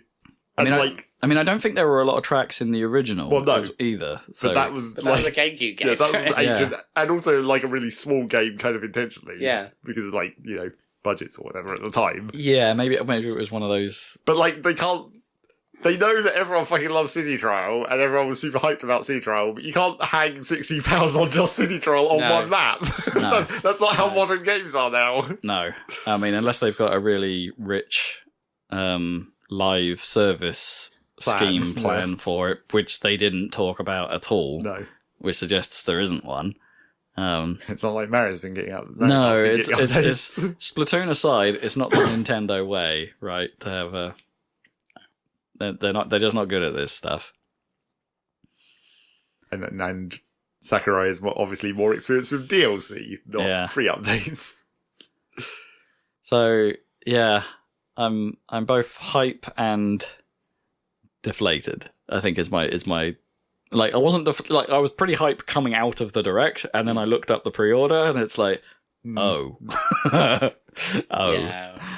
I mean, I tried, because I saw lots of video thumbnails of people like, we played it and whatever, because obviously they're showing it. Sure. But they're only showing the City Trial, so, like, they could be hiding a bunch more tracks, but, like, they think that that's not what everyone wants, and therefore they're like, they want more City Trial. They only want the City Trial. So yeah, Sakurai didn't really say outright, I don't think, that it's like, oh, and we're hiding a whole bunch of stuff that we'll talk about later. He kind of hinted that was in his sort of cheeky sort of way that he does. Like, he didn't really say it, but he kind of implied that. It's the same feeling as like the later Smash Brothers Directs, where it's just like, here's the Simon Belmont reveal at the start of this, and then we're going to talk about here's some more shit. Yeah, like in his like demo as well, as there were certain bits of the City Trial he didn't go and visit, right, as well. Well, like, even though you could sort of see much of that map to worry about. Even though you could sort of see them at some points, it's like, oh, I just headbutt something there. It's like, let's not worry about that. And then of course you can see it from afar, and it looks a little bit like the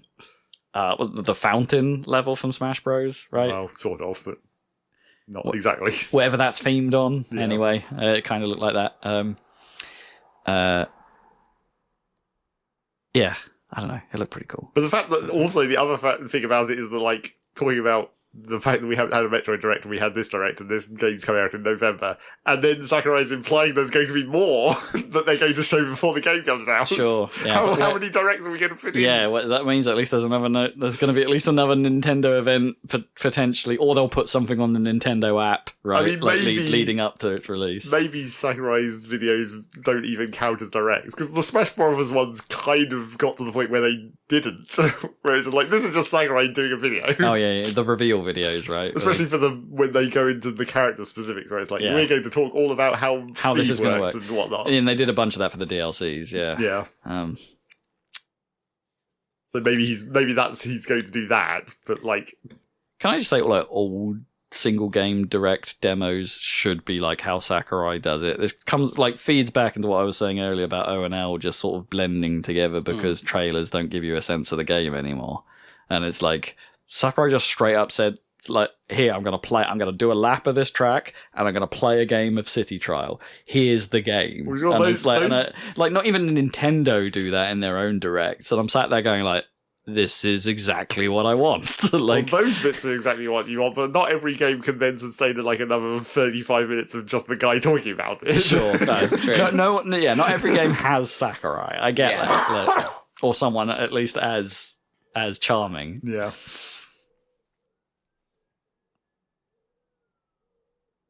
So Kirby Air Riders. Yep. A 2025 game.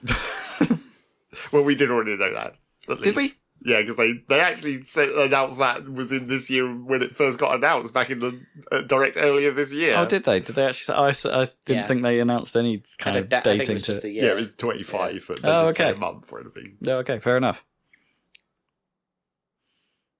Oh, I want to be hyped for that. Have you seen how much like the original goes for these days? Well, obviously, it is rare and it is hella expensive. Oh, it's like we definitely didn't have it. No, we didn't have it. No, it was kind of I think we had like the wrong impression of it back in the day, right? Like because it kind of because Kirby, it looked like a dumbed down kiddie game, and so us as stupid teenagers were just like, there's nothing to this, right? Like, and how are you to know, like, that City Trial was?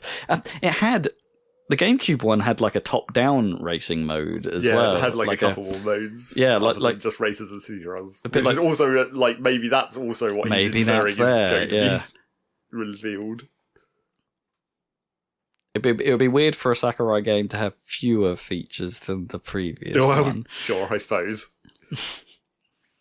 Everyone's also naturally hoping that they're going to put the GameCube one on the Switch 2's emulation, obviously. Oh, that would be cool. Oh, they probably will. Because they still haven't got all the ones out that they announced before, obviously, but they already announced like several of the more rare GameCube games into their thing, like the Pokemon Coliseum one, and some of the GameCube Fire Emblems. Those are pretty expensive as well. Yeah, did any of those actually come over to the West? I don't know. Like at that point, because in which case that's work, right? To potentially translate it. But yeah, maybe. But then again, also not much time for that to happen. No, if they've already scheduled all these other GameCube games to be coming out. I mean, it'd be a nice by the way, this is out. Yes. But they only have 1 month to do it in, essentially. And some of the soundtrack is now available on the Nintendo Music app. Where you listen to all your music. Yep. All the time. Ugh. Let's put it on Spotify, you fools. You fools. The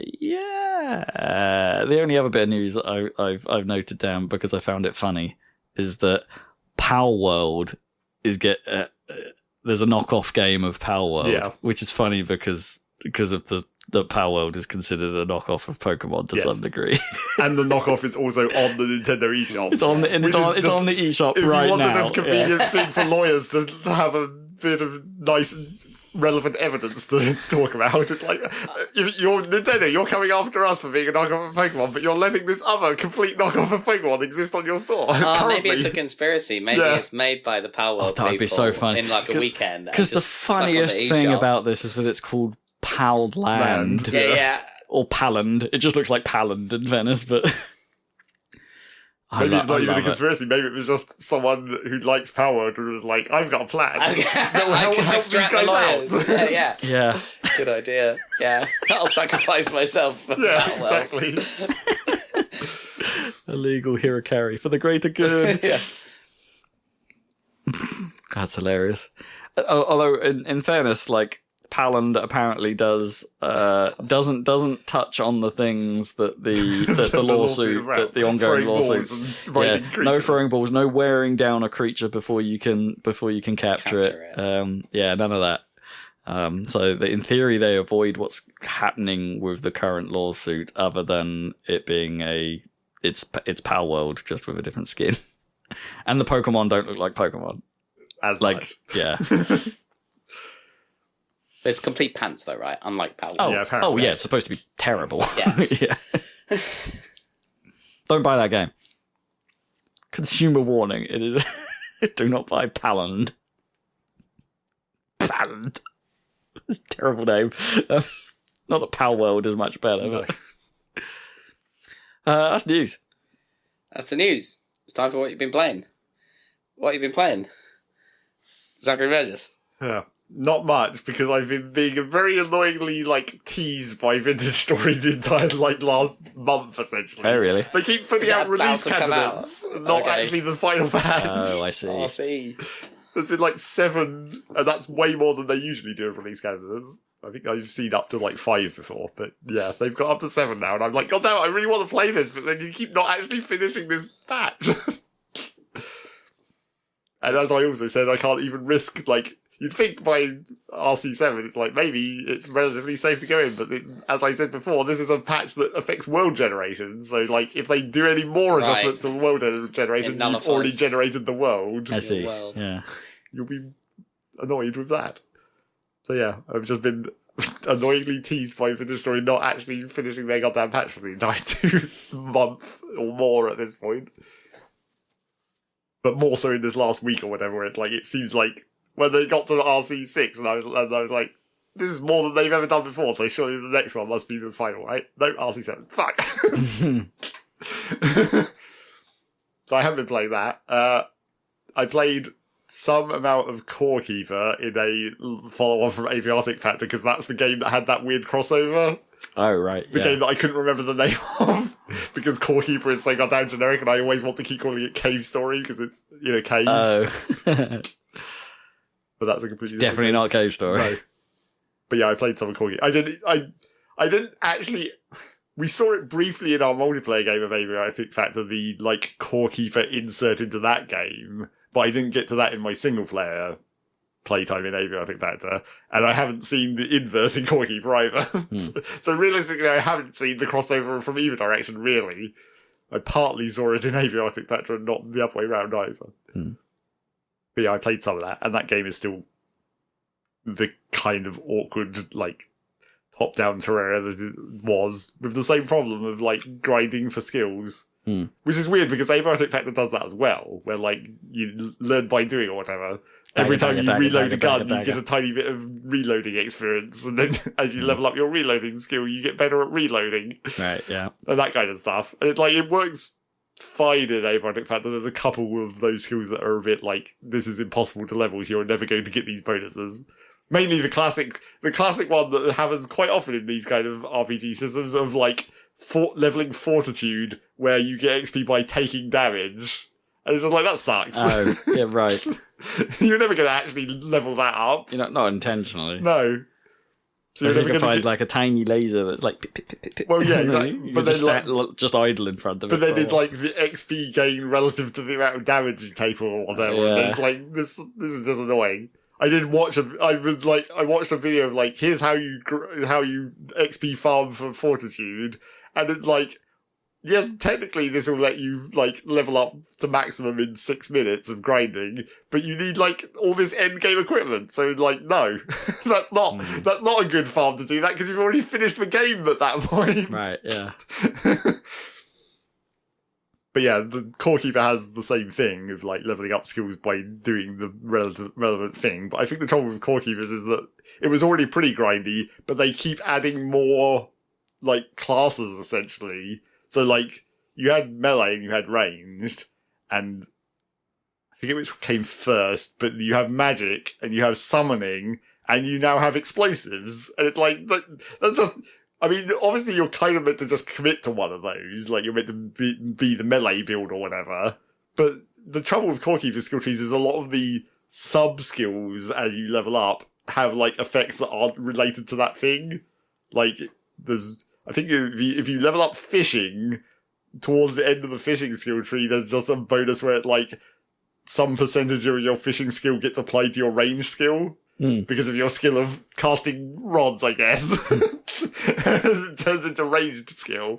But, like, that's where the problem is, because it's like, you want to level up all of these skill trees, but then you've got, like, these 6 different fighting classes, and if you don't commit to any of them sufficiently, you're never going to level this up anyway, because it's all about doing damage with that specific class of weaponry. So yeah, that's still awkward. Commit early. Seems to be, and then don't worry. Well, but then the trouble is this the same problem that games like Avowed and things like that, where it's like you kind of have to commit to how you're going to play. Well, yeah, and also the same problem as, I mean, Terraria has it to some extent, but like if you commit early and you don't know what's coming, then you know you might be boned. Yeah. Well, you might be boned, but also it's like you might find something cool that's for a different class and might not see anything for your class for fucking ever. Sure. Yeah. Also like Avowed. Yeah. Yeah. So I played a bit of that, but not super much. And, like, I was trying not to get too deep into it in case Vintage Story came out, and then I had to put all my time into that instead. But then I also, in a similar vein, went back to Oxygen Not Included for a bit. Mainly because I remembered that I actually have the Frosty DLC, the Frosty Planet DLC. Oh, yes, yeah. And I never actually played it. Oh. It's like, I got it, and then I never actually played that DLC, so I was like, oh, I guess I can go back in there and actually see what this DLC is about. Because as I speculated at the time when they announced that they were moving into these, like, themed DLCs instead of the space exploration, which was more like an expansion, it is like, you know, it's a planet type that has specific environments with new plants and animals. And I sort of complained about in space exploration where the new plants and animals they added in that, like, completely fucked up the balance, where it's like, it makes it too easy to get food or whatever. Yeah. So I was worried about that happening in this again.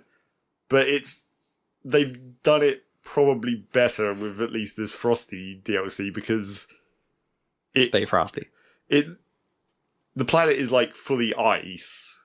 Or, well, the starting area down to, like, a sub-layer is all ice. So it's all, like, negative temperatures. And with the plants and animals that are designed to survive in that environment, they've also made it so that all those plants and animals are sort of a replacement for the usual tech tree in a way, rather than just being a better way of doing it. So, like... Normally, when you want plastic, you go and find oil, and then you refine the oil, and then you turn it into plastic, and that's normally a very high temperature process, because the oil biome is normally really hot at the bottom of the map. Or if you're on one of the other, more, like, foresty biomes, you can get the animal that, like, you can shear for plastic, and that was the other way to do it. Ew. Generally much easier, because it's like, you don't have to worry about the temperatures and all that stuff, and of the refinement process, and the power cost, I guess, of oil refining.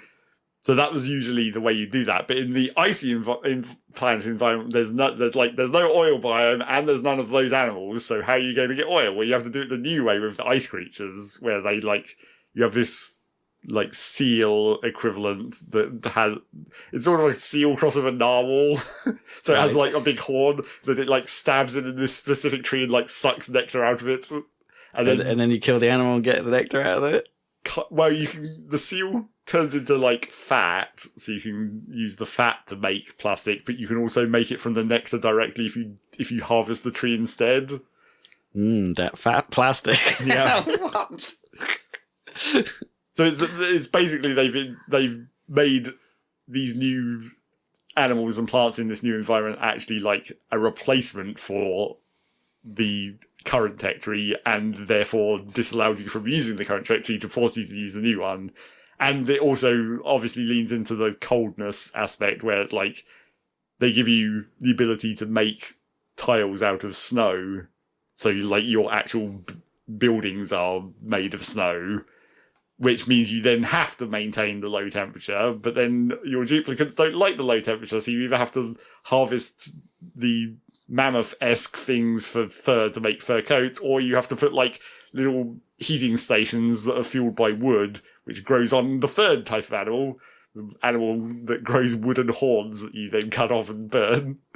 And then you can run the heating stations so your duplicates can go there and warm up occasionally. So it's all about, like, you actually want your base to be sub-zero temperature the whole time, otherwise everything fucking melts. And then you'd be boned because you wouldn't be able to use any of these new things. So yeah, it does actually reasonably well vary the gameplay in a, like, coherent way that makes it so that you actually do things differently for a change. A different puzzle, not easier. Yeah. Slightly harder in some cases. I very nearly got boned on oxygen, obviously, because that's the name of the game.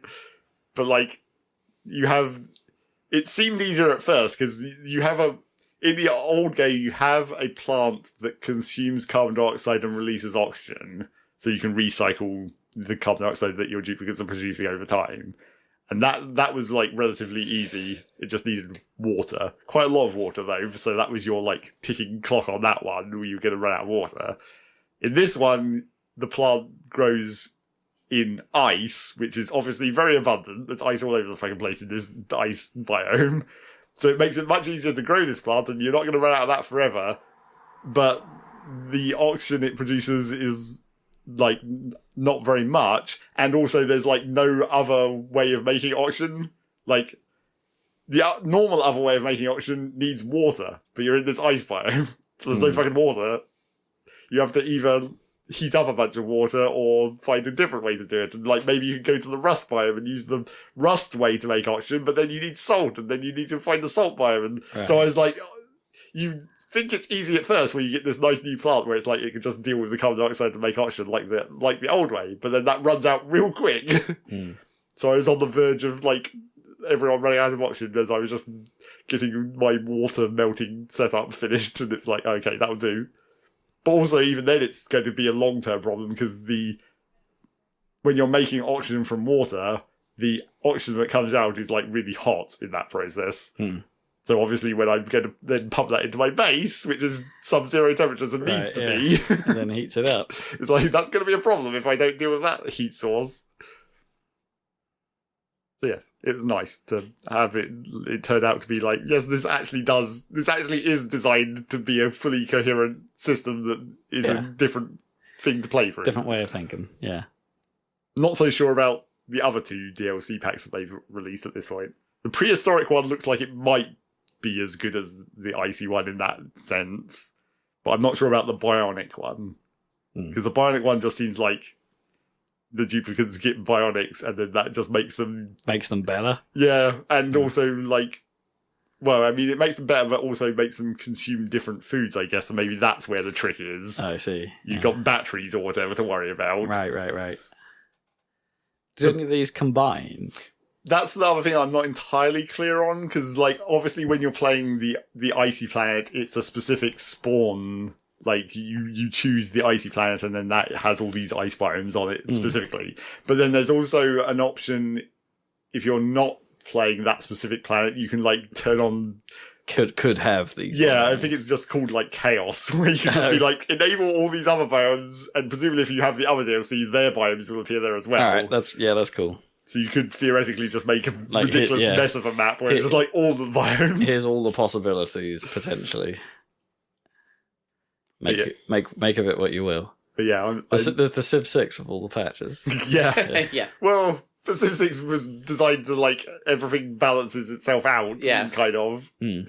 And also, that's how the game was meant to be in the first place. Yep. Just wait for it to happen to Civ 7. Oh god, people are still pissed about Civ 7. Still. Yeah. Well, it's because they haven't really done anything about it yet. It's just been, minor patches and... Yeah, there's been no big announcements since that came out. I think Civ 6 went free on Epic pretty recently. I don't know which version of it that was. Presumably the base game. Presumably, yeah. And that was more or less all I actually played, apart from Rocket League. I actually played far more Rocket League than I should have because I was, like, trying to not commit to anything big. Sure. And I did get out of Lemon Town for a little while. And it was like, hooray. Moderately competent teammates. I've had my fill of citric acid, thanks. Cool. Well, you'll be glad to know that I did the ending of Tears of the Kingdom. But we still can't talk about it because Rob hasn't. We can't because Rob hasn't. How much better than Breath of the Wild do you think it is? I mean, the ending? Yeah. Or the game. Well, yeah, obviously. The ending is way better than the Breath of the Wild ending. Yes.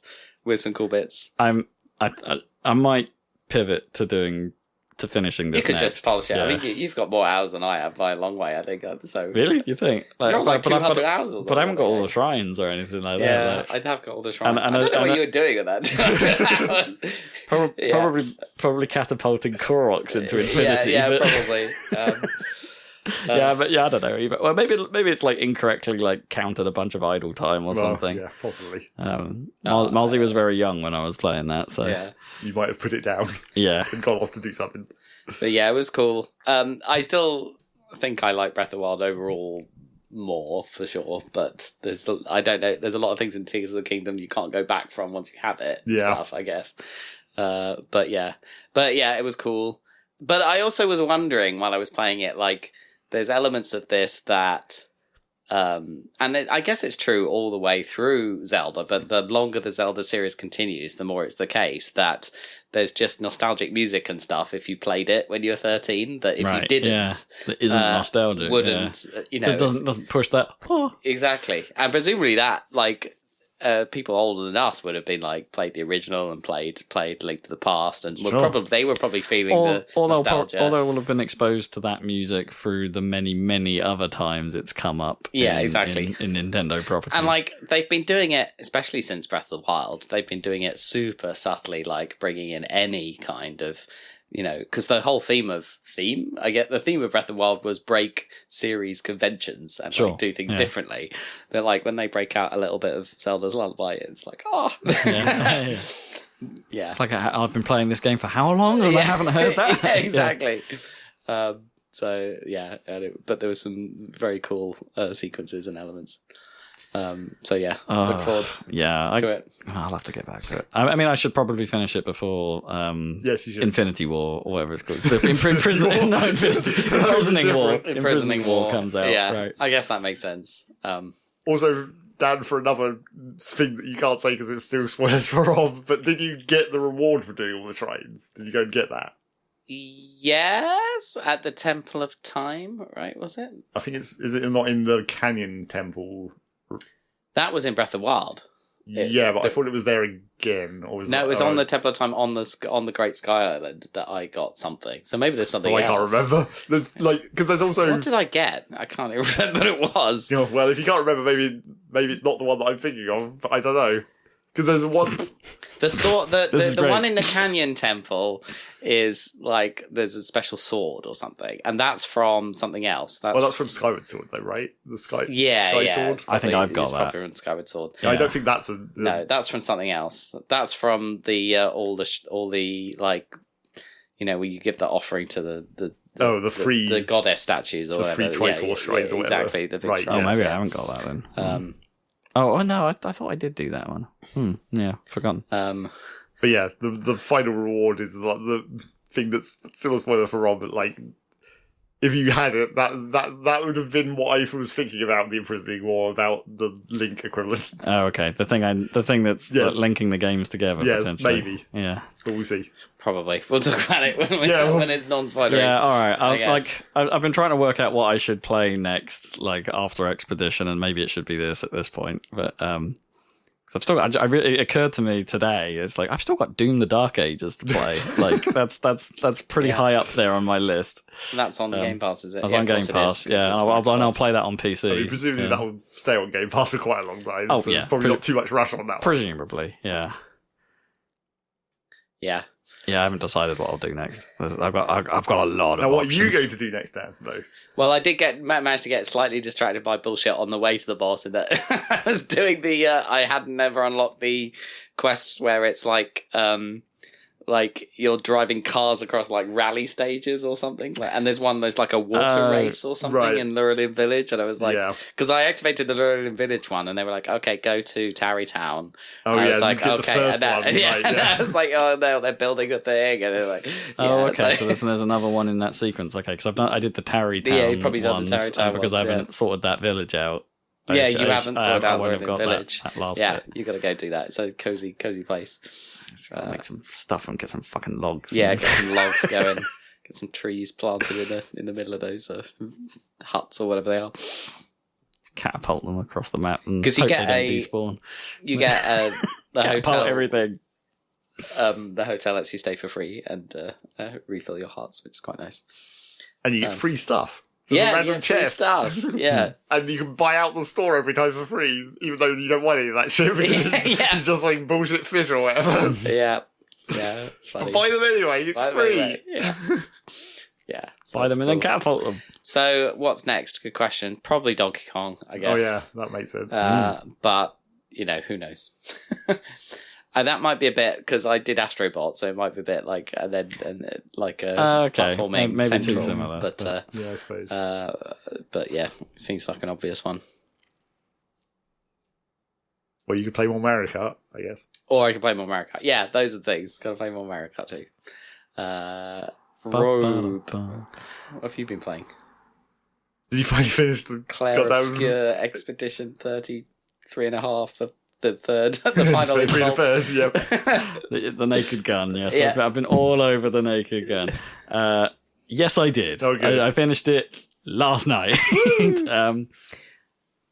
I adore this game. It's so good. As predicted, Act 3 is like is super short. Okay. It's like one encounter, and I kind of boned myself, as it turns out, by doing pretty much as much as I knew about or could or was able to achieve before doing that section, because I basically one-shot one of the final bosses. So what, you're implying that all the side content was meant to be post-game? I think so, yeah. Because I think if I had gone into it immediately after finishing Act 2, it might have been I might have been a bit underpowered, in fairness, if I had done it there. But by the time I went and did this, it's I was so ridiculously overpowered for that content that it kind of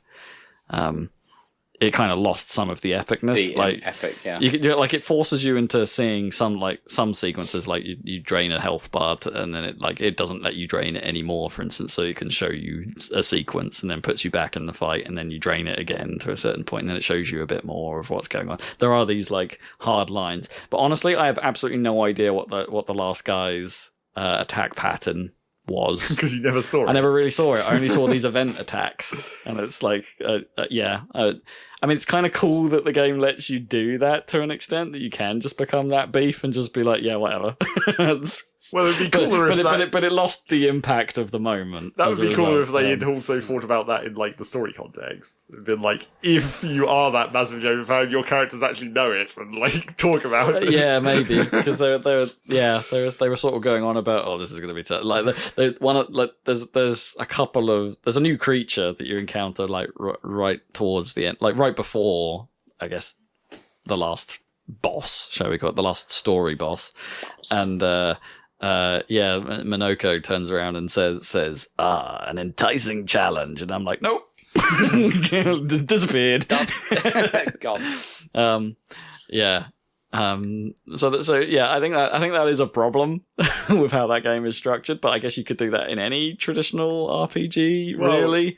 I don't know if that was entirely possible in FF7. Say, if you got so beef that you could just like do the one-winged angel fight in an instant, is that possible? You can obviously if you super grind, but I mean, like it sounds like the problem is that they balanced it in order to be mainlined, but then they just give you a bunch of side content. It's like they didn't balance it in the middle of that. They balanced it more towards the mainline side of that. The ability that unlocks at the end of Act 2 that basically gives you full access to the map, like, is a problem. Like, because it's like, oh, now I can do everything. And so you go and investigate stuff. You find, admittedly, some of that stuff is pretty cool, and some of that stuff is kind of, it's side stuff, but it is actually sort of additive to the story in some ways, or is tonally blended in well with what's going on. It's not essential, but it fits.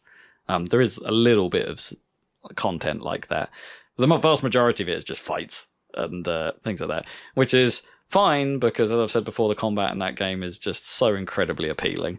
And the super bosses in that game, like the optional bosses, are occasionally really, really cool. There was one in particular that gave me a supreme headache trying to figure out how to... Okay, it wasn't a big headache, but I went into the fight and then realized it's like, oh, you've got mechanics no one else has. This is the first time I've seen this happen. So I'm going to have to pretty precisely spec against you in order to have a chance of defeating you. And the game is flexible enough that, I came up with a strategy that worked.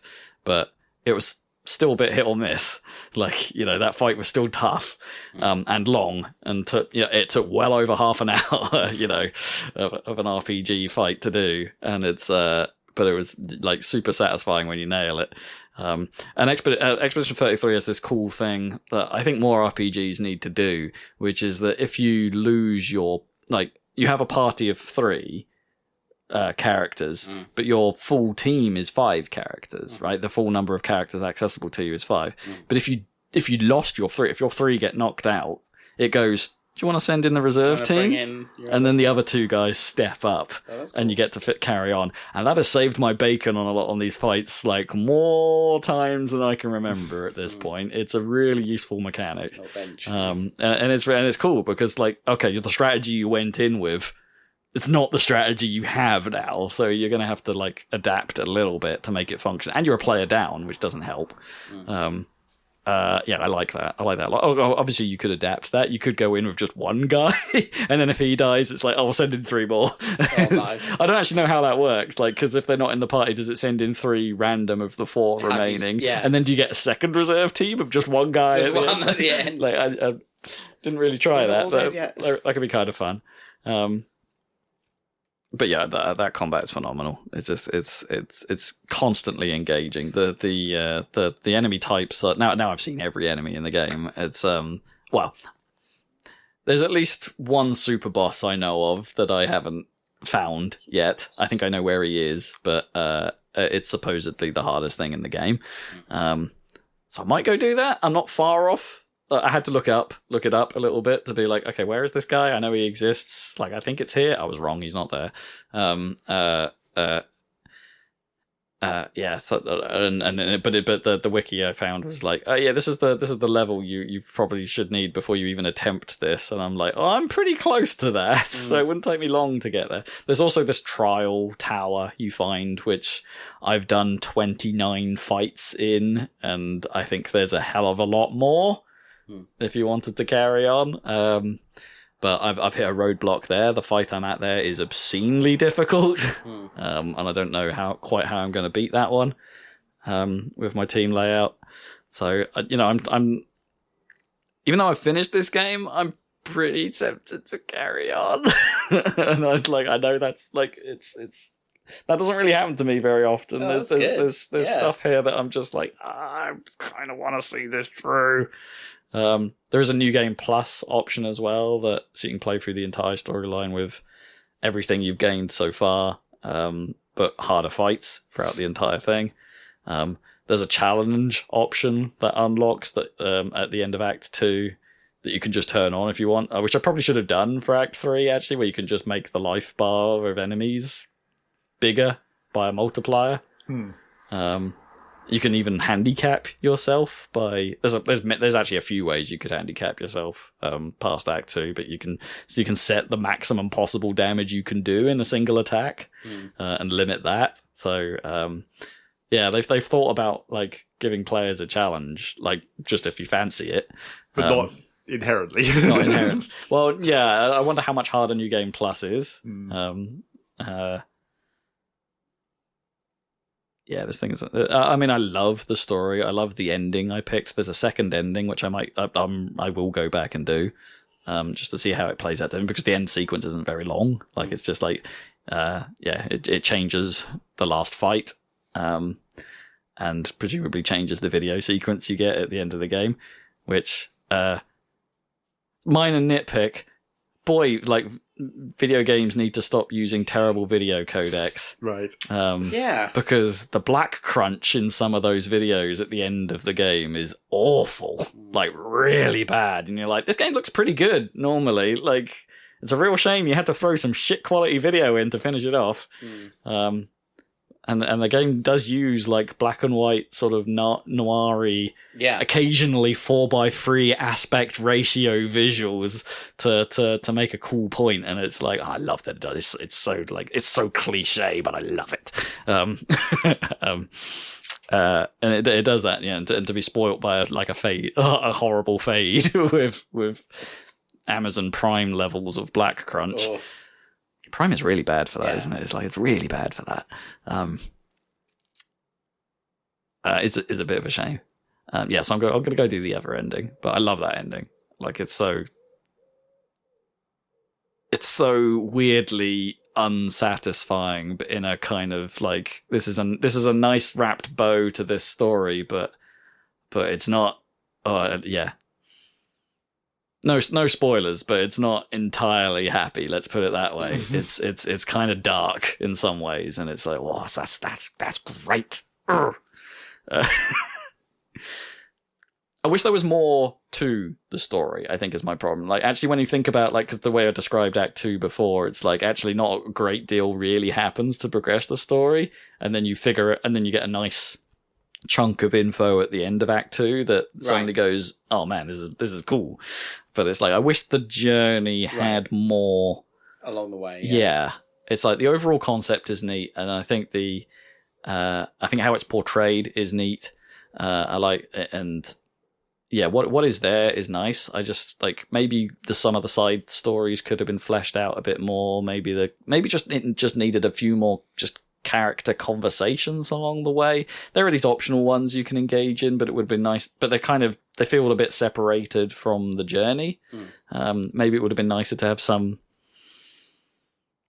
maybe unexpected roadblocks along the way that are not necessarily story driven. Like that. Yeah, just something, a little extra meat on the bone or on the way. But maybe the fact that it's condensed to just the core materials is quite refreshing. I'm a little undecided. Do you know what I mean? It's not Final Fantasy, like, where there's just so much going on and so much weird side stuff that's like, no, from what I've heard about Final Fantasy VII Remake, right? There's almost everything is treated at the same level as the main quest, right? It's like, it's not that. No. It's like the exact opposite of that. Like, the main quest gets the attention, and almost everything else gets nothing. And it's maybe the balance isn't quite right there. But I do love that story. It's phenomenal. I'm going to be thinking about it for a while. It's going to linger. Very easily my favorite game for a long time, this thing. Amazing. Like, it's really good. It's really good. And they had a live performance of one of the tracks from the game at ONL, and it's like, oh, you just sound exactly like the game. Oh, cool. Great performance. Nice. Amazing stuff. Very cool. Okay. There was one thing I did want to say, because that's one of the things I know I haven't done in the game. If you haven't seen the posts about it on Kotaku and things like that, there's basically an only up game in this. Like one of Right. the like if you're not aware of what Only Up is, it was a sort of cult hit earlier this year. Was it earlier this year or last year? Something like that. It was like a brief indie / streamer hot game where the whole point was that it was you started at the bottom of this enormous pile of floating objects and you kind of had to work your way to the top. It was basically the 3D version of Bennett Foddy. Yeah. Like, because if you made a mistake, you could fall an awful long way. Yeah, this has one of those, and it's kind of compounded, and I kind of wish this stuff wasn't in the game, because I think I got a reasonable way of the way up before completely failing and falling all the way back to the bottom when I tried it.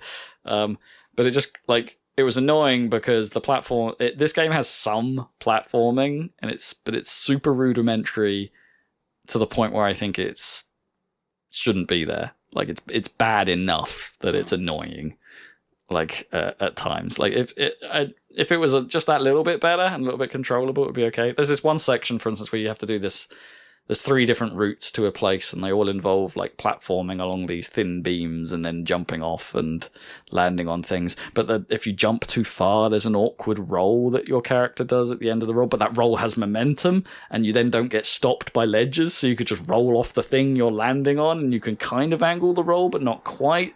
And it's just really irritating to go through this, what looks like when you see it before, you're like, oh, this is a pretty simple bit of platforming. I'll just do this, and this. And it's like, oh no, the actual way it moves is just awkward enough that makes that irritating rather than a nice distraction. And then there's this whole bloody sequence based on it. And it's like, do I want to do that? Is the reward going to be worth it? It's probably going to be achievement at the end of it, because that would mean I will have done all the gestural challenges. But this is a bloody annoying gestural challenge. So maybe I'll attempt that one day when I've got some time and some patience. Yeah, if you're going to do the platforming stuff next time, Soundfall will do it better. But whatever you guys make next, I am here for it, because this is a stone cold classic. Banger. Yeah, banger. Cannot rate it highly. Banger. Cannot rate it highly enough. It's Bon le jeu. Yes. Le jeu suprême. Le jeu formidable. Formidable. Boku de Great. Great. So great. So there's that. I haven't really been playing a lot else. Apart from I had a brief distraction into a game called Neon Drive on my Steam Deck, which is this synthwave / outrun themed rhythm game. So you're a car driving along a road with 4 lanes. You have the buttons left and indeed right at your disposal, and like you have to avoid crap on the road. Yeah. Glacial Spoon Race. Yeah. But the obstacles are all in. It's a rhythm game in the sense that the stuff on the road is all timed, right? Okay, and you're dodging stuff. Well, for the most part, but it's not a very long game. It's got 8 levels. They're not super long levels, but they all have a unique gimmick to them. Like halfway through the level, the game sort of changes from the car on the road to something else, and that something else is often pretty cool. It's hard to really say a lot of them without being too spoilery. There's one that's there's one where the camera perspective just changes, and it's like, instead of being like behind the car, it's like top down, and you're like dodging cars a little bit like. You remember like really old games, I guess. It's like you're moving left and right in the lanes to dodge incoming cars. Like Glacial Spoon Race. Like really Glacial old Spoon games. Race. Yeah. Yeah. No, I meant like 90s, really old games. So it turns into that, or one level which puts it in a bit of probably the hardest bit in the entire game. Turns it into a bit of a Fifth Element-like sequence where there's flying cars going on, cool. and you instead of following them, you go vertically through the lanes of traffic, and that's really hard because I can't. It's really hard to see where they're going to be when you get there. But it's pretty neat. It was 60p on sale, absolute bargain, and it's actually pretty good. I had a good time with it. don't know if I'll play much more of it, but like as I've done every 60p's worth. Yeah, I've done every level in normal mode. There are harder difficulties that I think just increase the speed of the levels. And I think you get one lifeline as you're playing through it. And I think it removes that from the levels. But you don't actually have to play the levels in one go. You just have to reach a checkpoint, and then it's like, cool, now you start from here, and it doesn't penalize you from if you finish the game. If you finish the level by using the checkpoints, it doesn't care. It just goes, yeah, that's fine. Except for the fact there is an endurance mode that makes you play the entire game, and if you die, you go right back to the very beginning. Which is hard. That's really hard. I didn't get very far. I don't think I finished the first level. You're probably good. Yeah, the game's pretty cool. I hear there's a sequel coming soon. Nice. Called Neon Hyperdrive, I think it was called. Even Driver, yeah. Neon Drivist. Yeah, I think that's it. I did a little bit more Mario Kart. But not really. Not to go and unlock mirror mode. You still haven't figured that out? No, well, I mean, in theory, I just need to go play the last cup again. In theory? Yeah. And I just haven't done that. I just played a little bit online. Hoping there might have been an update. No. But no, still no update. Yeah. Still no Donkey Kong costumes. Come on. just chuck more costumes in the game. I'll be happy. Surely you've already got the models. It can't be that different. Yeah. I really want some of those like alt route tracks to like just turn up as tracks. Yep. Yeah, some of those are cool. Shy Guy Bazaar one in particular. It's a neat track that's just you have to play the intermission to even get a hint of. And that's what we've been playing. Pretty much, yeah. Can't think of anything else. Yeah, it's a podcast, yeah. Check out our YouTube channel. We've got some videos coming up. We've got a video coming up. We've got F-Zero coming up. Indeed. I played some F-Zero X. Yeah. And Dan was there to watch me while Zach was feeling a little under the weather. Yeah. Continuing rare video where I'm not in it. This might be the one video you're not in. Well, apart from the ones you've done solo. Oh, sure. Oh, yeah, that's true. Yeah. And this is following up another solo one, a Wipeout XL/2097, depending on region. Indeed, yeah. So technically the second in what is now a series. The Anti-Grav Races Anti-Grav Races, yeah. From Rob. And we got plenty of other videos on there, so you can go back through the whole catalogue and check those out. And our podcast as well, all of these. If you want to listen to these, they're right here, available where you got this one. There's at least 401 others. Yeah. Others. Check them out. And if you really want a new one, like with current stuff, you have to wait 2 weeks, when we will return. Yeah. At least history shows that's the cadence that we follow. That's about what we can manage. That's about what we can manage. So we'll catch you then. It feels right. It feels right. See ya. Bye.